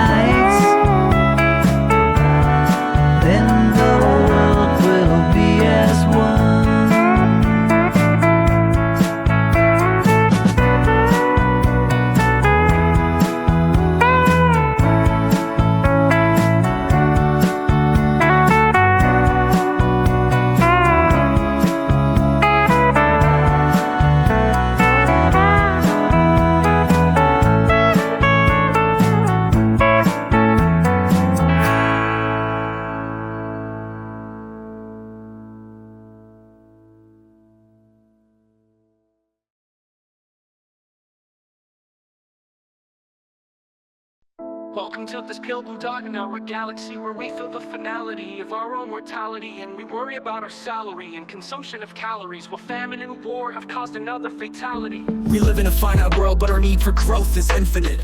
Our relationship with money is so damn intimate. We can't slow down, we want more, oh we're so into it. Intimate, it would be a sin to quit. So now the whole planet's in debt, we owe quite a tall stack. But it's literally impossible to pay it all back, because money is debt created with interest. You listen in, there's actually more money owed than exists in the whole system. That's a pyramid scheme, not just mean individuals skimming the cream. Not just smoke-filled rooms where the supremely powerful convene. It seems a systemic flaw is the theme to this meme. Today's system defines who wins and loses with competition. So losers are created by definition. All leaders are ruled by political ambition. Not a single one of them is a trained technician. It would be insane to listen to their claims. I'd rather use the scientific method to arrive at decisions. So pardon my sedition, but I stand by my derision, and I fight against the system with a thought for ammunition. It's a train of thought, it's a frame of sorts, a campaign where you can't just feign support. The train of thought can't be claimed or bought. It's an idea, there's no one you can blame in court. It's a train of thought, it's not a game or sport. It pertains to humane and sustained support. Like a chain is rod, it can be trained and taught. To anyone with a brain, let me explain in short. I'm talking about the resource-based economy, the scientific method for social equality. No political borders, no one giving you orders. It's a world worth giving to our sons and daughters. I'm talking about the resource-based economy, the scientific method for social equality. Take care of the planet and meet everybody's needs. Make the world debt-free, just live and let be.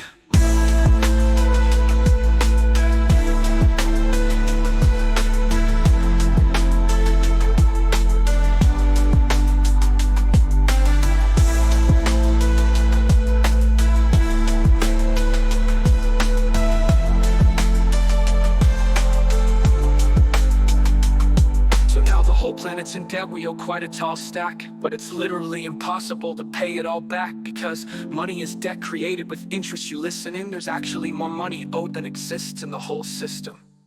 That's a pyramid scheme, not just mean individuals skimming the cream. Not just smoke-filled rooms where the supremely powerful convene. It seems a systemic flaw is the theme to this meme. Today's system defines who wins and loses with competition. So losers are created by definition. Our leaders are ruled by political ambition. Not a single one of them is a trained technician. It would be insane to listen to their claims. I'd rather use the scientific method to arrive at decisions. So pardon my sedition, but I stand by my derision, and I fight against the system with a thought for ammunition. It's a train of thought, it's a frame of sorts, a campaign where you can't just feign support. The train of thought can't be claimed or bought. It's an idea, there's no one you can blame in court. It's a train of thought, it's not a game or sport. It pertains to humane and sustained support. Like a chain is rod, it can be trained and taught. To anyone with a brain, let me explain in short.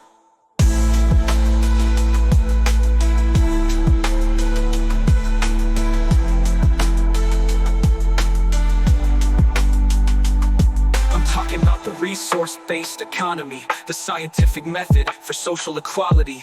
No political borders, no one giving you orders. It's a world worth giving to our sons and daughters. I'm talking about the resource-based economy, the scientific method for social equality. Take care of the planet and meet everybody's needs. Make the world debt-free, just live and let be.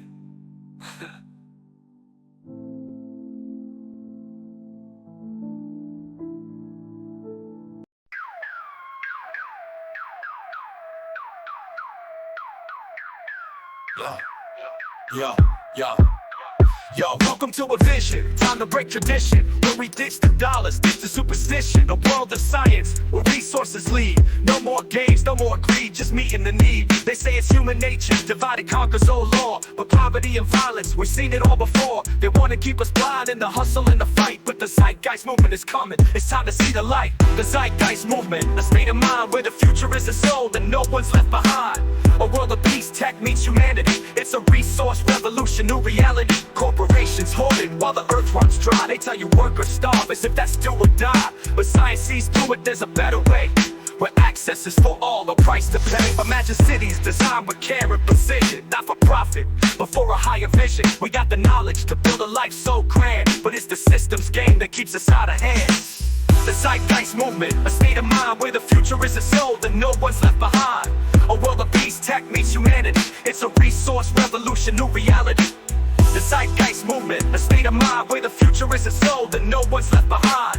A world of peace, tech meets humanity. It's a resource revolution, new reality. It's time to leave behind the politics of blame. We're running out of time, this ain't a game. Infinite growth in a finite world. Let's protect the planet for every boy and girl. Automation's here, let's embrace the tool. Efficiency for all, that's the rule. From debt to freedom, no more divide. In a world where humanity can finally thrive. Access abundance, no more fight for the crumbs. Leave the old ways, a new age comes. Design it for all, not the profit of few. It's the future of science, now it's up to you.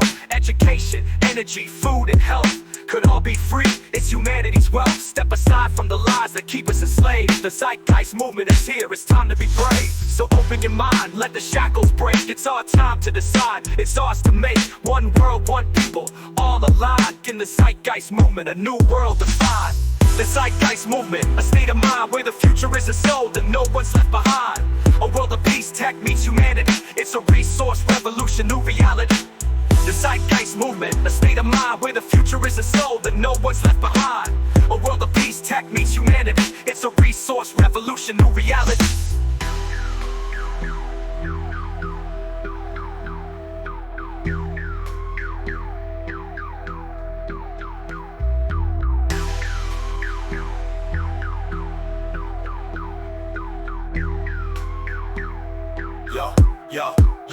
Yo, to leave behind the pond, the politics of blame. We're running out of time, this ain't a game.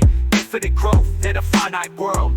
Let's protect the planet for every boy and girl. Automation's here, let's embrace the tool. Efficiency for all, that's the rule. From debt to freedom, no more divide. In a world where humanity can finally thrive.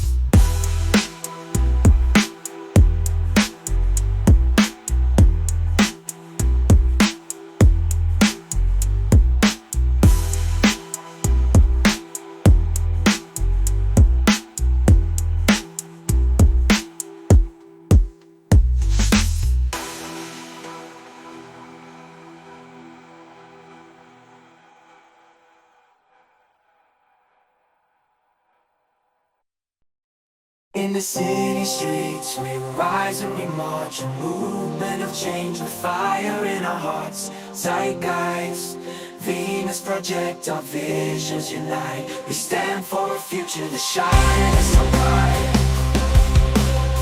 No more divided by borders and wealth. We strive for a world where everyone's health is valued the same. Where love is the guide, resource-based economy we on high.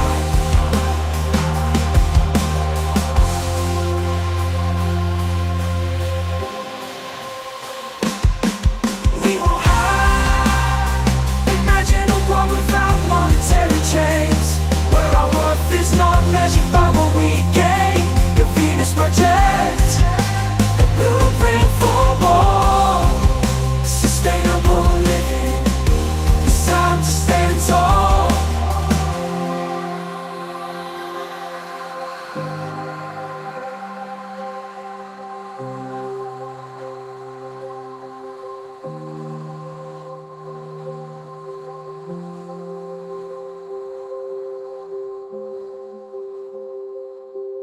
And it's time to stand tall.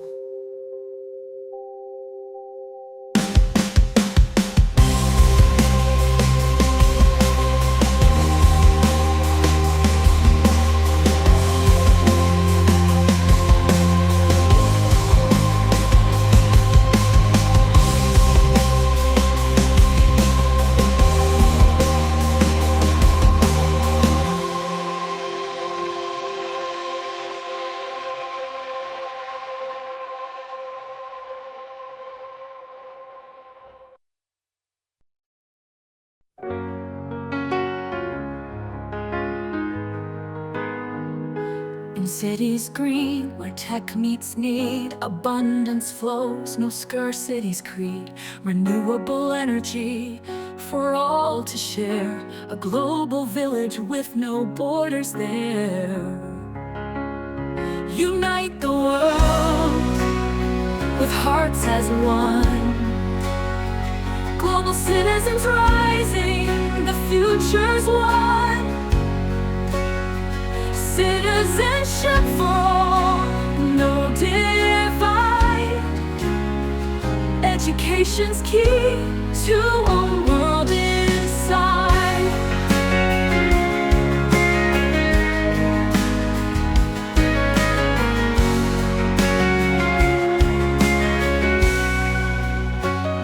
From Silicon Valley to African plains, innovation blooms, breaking chains. Sustainable design for every town. Global's working together, turning it around. Unite the world with hearts as one. Global citizens rising, the future's one. Citizenship for all, no divide. Education's key to a world inside.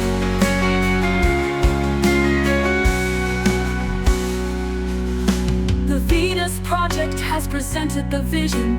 A resource-based economy is our mission. The Zeitgeist movement has presented the way so that we shall see a brighter day. Mindset shifting from scarcity's fear to an abundant promise. Crystal clear with every step, a new path's laid. Globals unite, a brighter day. Unite, unite the world with hearts as one. Global citizens rising, the future's one. Citizenship for all, no divide. Education's key to a world inside.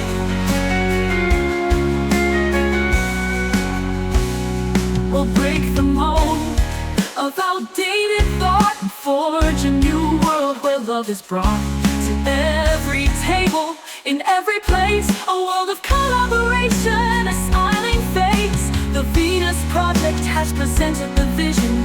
A resource-based economy is our mission. The Zeitgeist movement has presented the way so that we shall see a brighter day.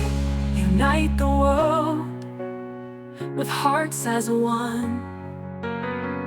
Global citizens rising, the future's one.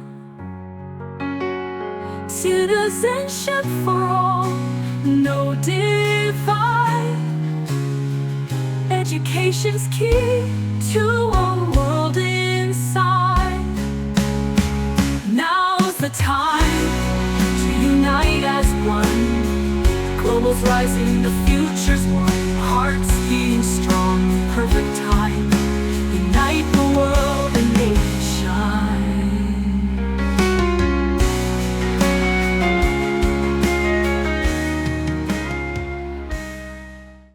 Yeah, we talking about change, real change, shot fresco, the Venus Project. What a name, a new world, resource base, no greed. Yo, let's plant that seed. Welcome to the future, shot fresco's mind. A world without money, where resources we find. No need for cash, no need for war. We're sharing the earth, man, we got much more. You build cities that flow like the ocean's breeze. Circular design, living free with ease. Automated systems, tech on the rise. No poverty, no lies, just clear skies. Venus Project's more than a dream. It's a blueprint, future supreme. No politicians, no games, no tricks, just science and tech. Yeah, that's the fix. A resource-based economy, it's time to see. No more change, just equality. We break it free, Jacques showed the way. The Venus Project, a brand new day. Resource-based economy, yeah, that's the key. Building a world where we all live free. Technology works, no more divide. Together we rise, in peace we ride. No more profits, no corporate greed. We build with intention, give people what they need. Automation works while we live our lives. Energy from the sun, watch it thrive. Cities built in harmony, no waste. Tech and nature together, no haste. We feed the world with crops we grow. Fresh water clean, let it flow. It's not utopia, it's a plan we make with science and reason for humanity's sake. Jock had the vision long before the time. The Venus Project, the future's prime. Imagine a world with no hunger or fear, where tech is the answer, the vision is clear.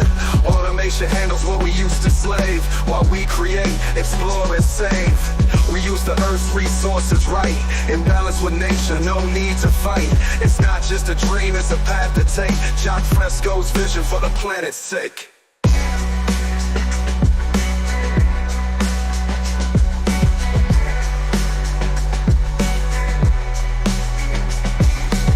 So raise your hands, we can make it real. The Venus Project, we break the wheel. Resource-based economy is what we need. A world united with love's the creed. No more money, no greed to chase. Just human progress, a future we embrace.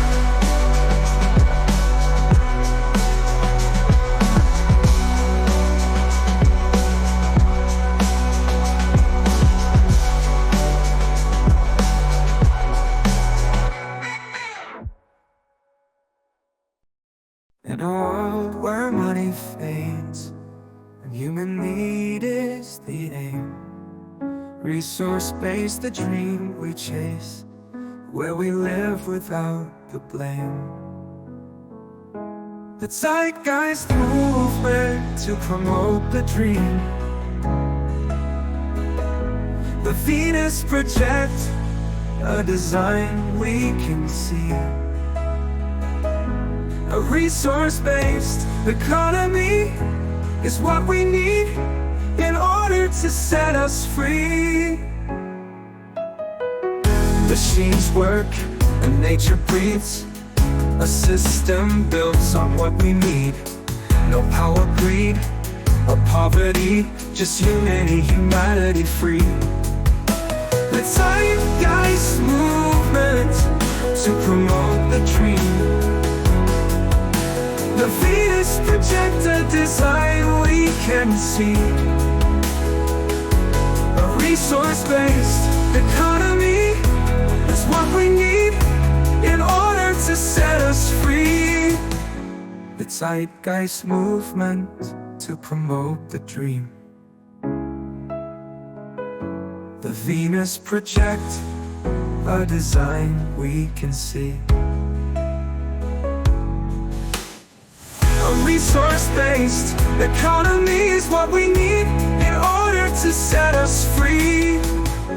Together we rise beyond the fight, in a world where wrongs turn right. For the earth, for us, we trust in the future of us.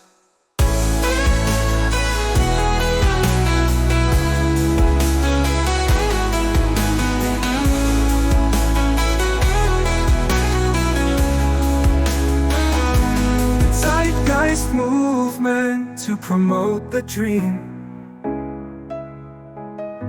The Venus Project, a design we can see.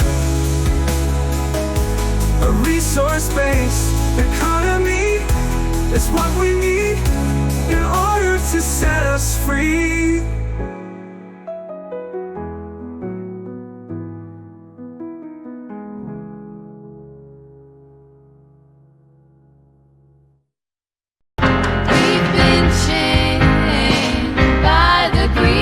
The few built on systems that no longer hold true. But now we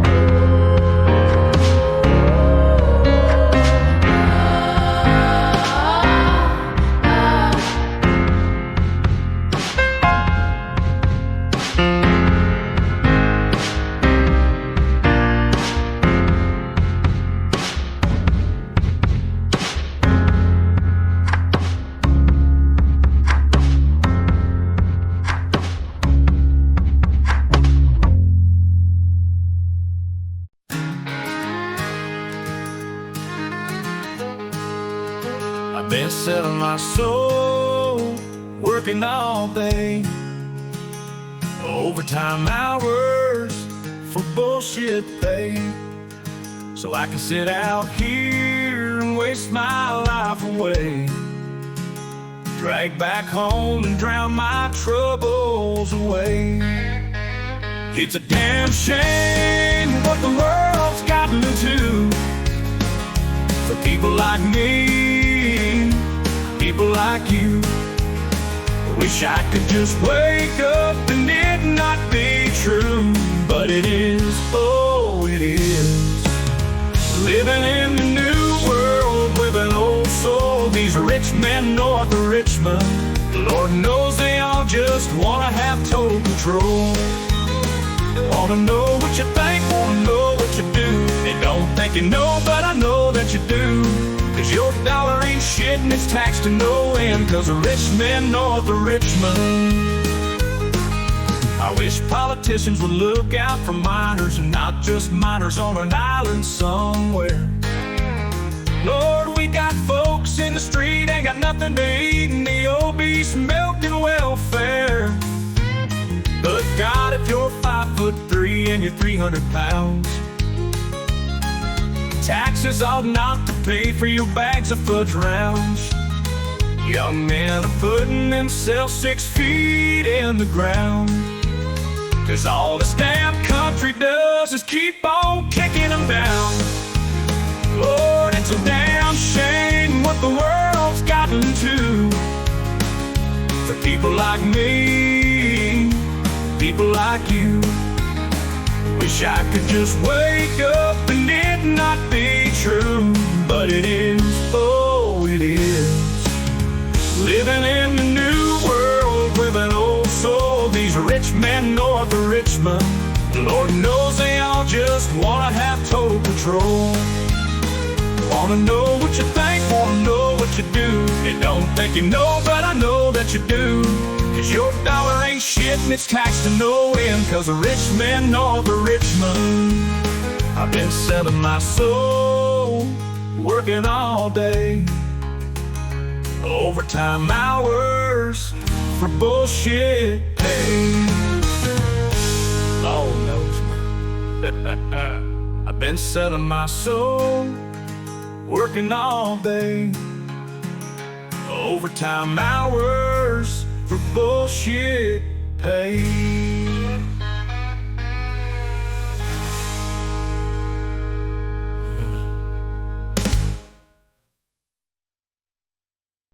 Imagine there's no heaven. It's easy if you try. No hell below us, above us only sky. Imagine all the people living life in peace.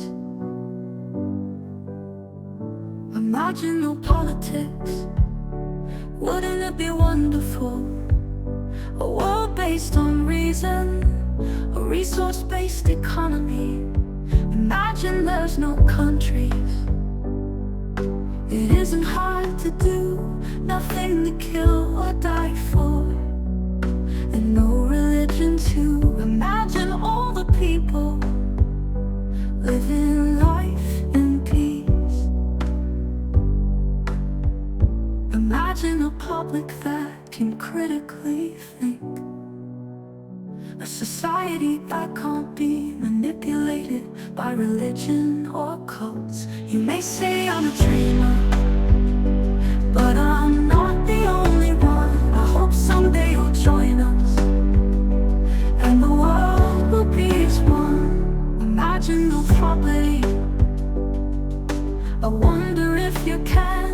No need for greed or hunger, a brotherhood of man. Imagine all the people living life in peace.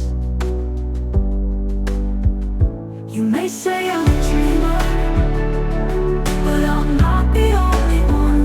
I hope someday you'll join us, and the world will be as one. Imagine no property. I wonder if you can. No need for greed or hunger, a brotherhood of man.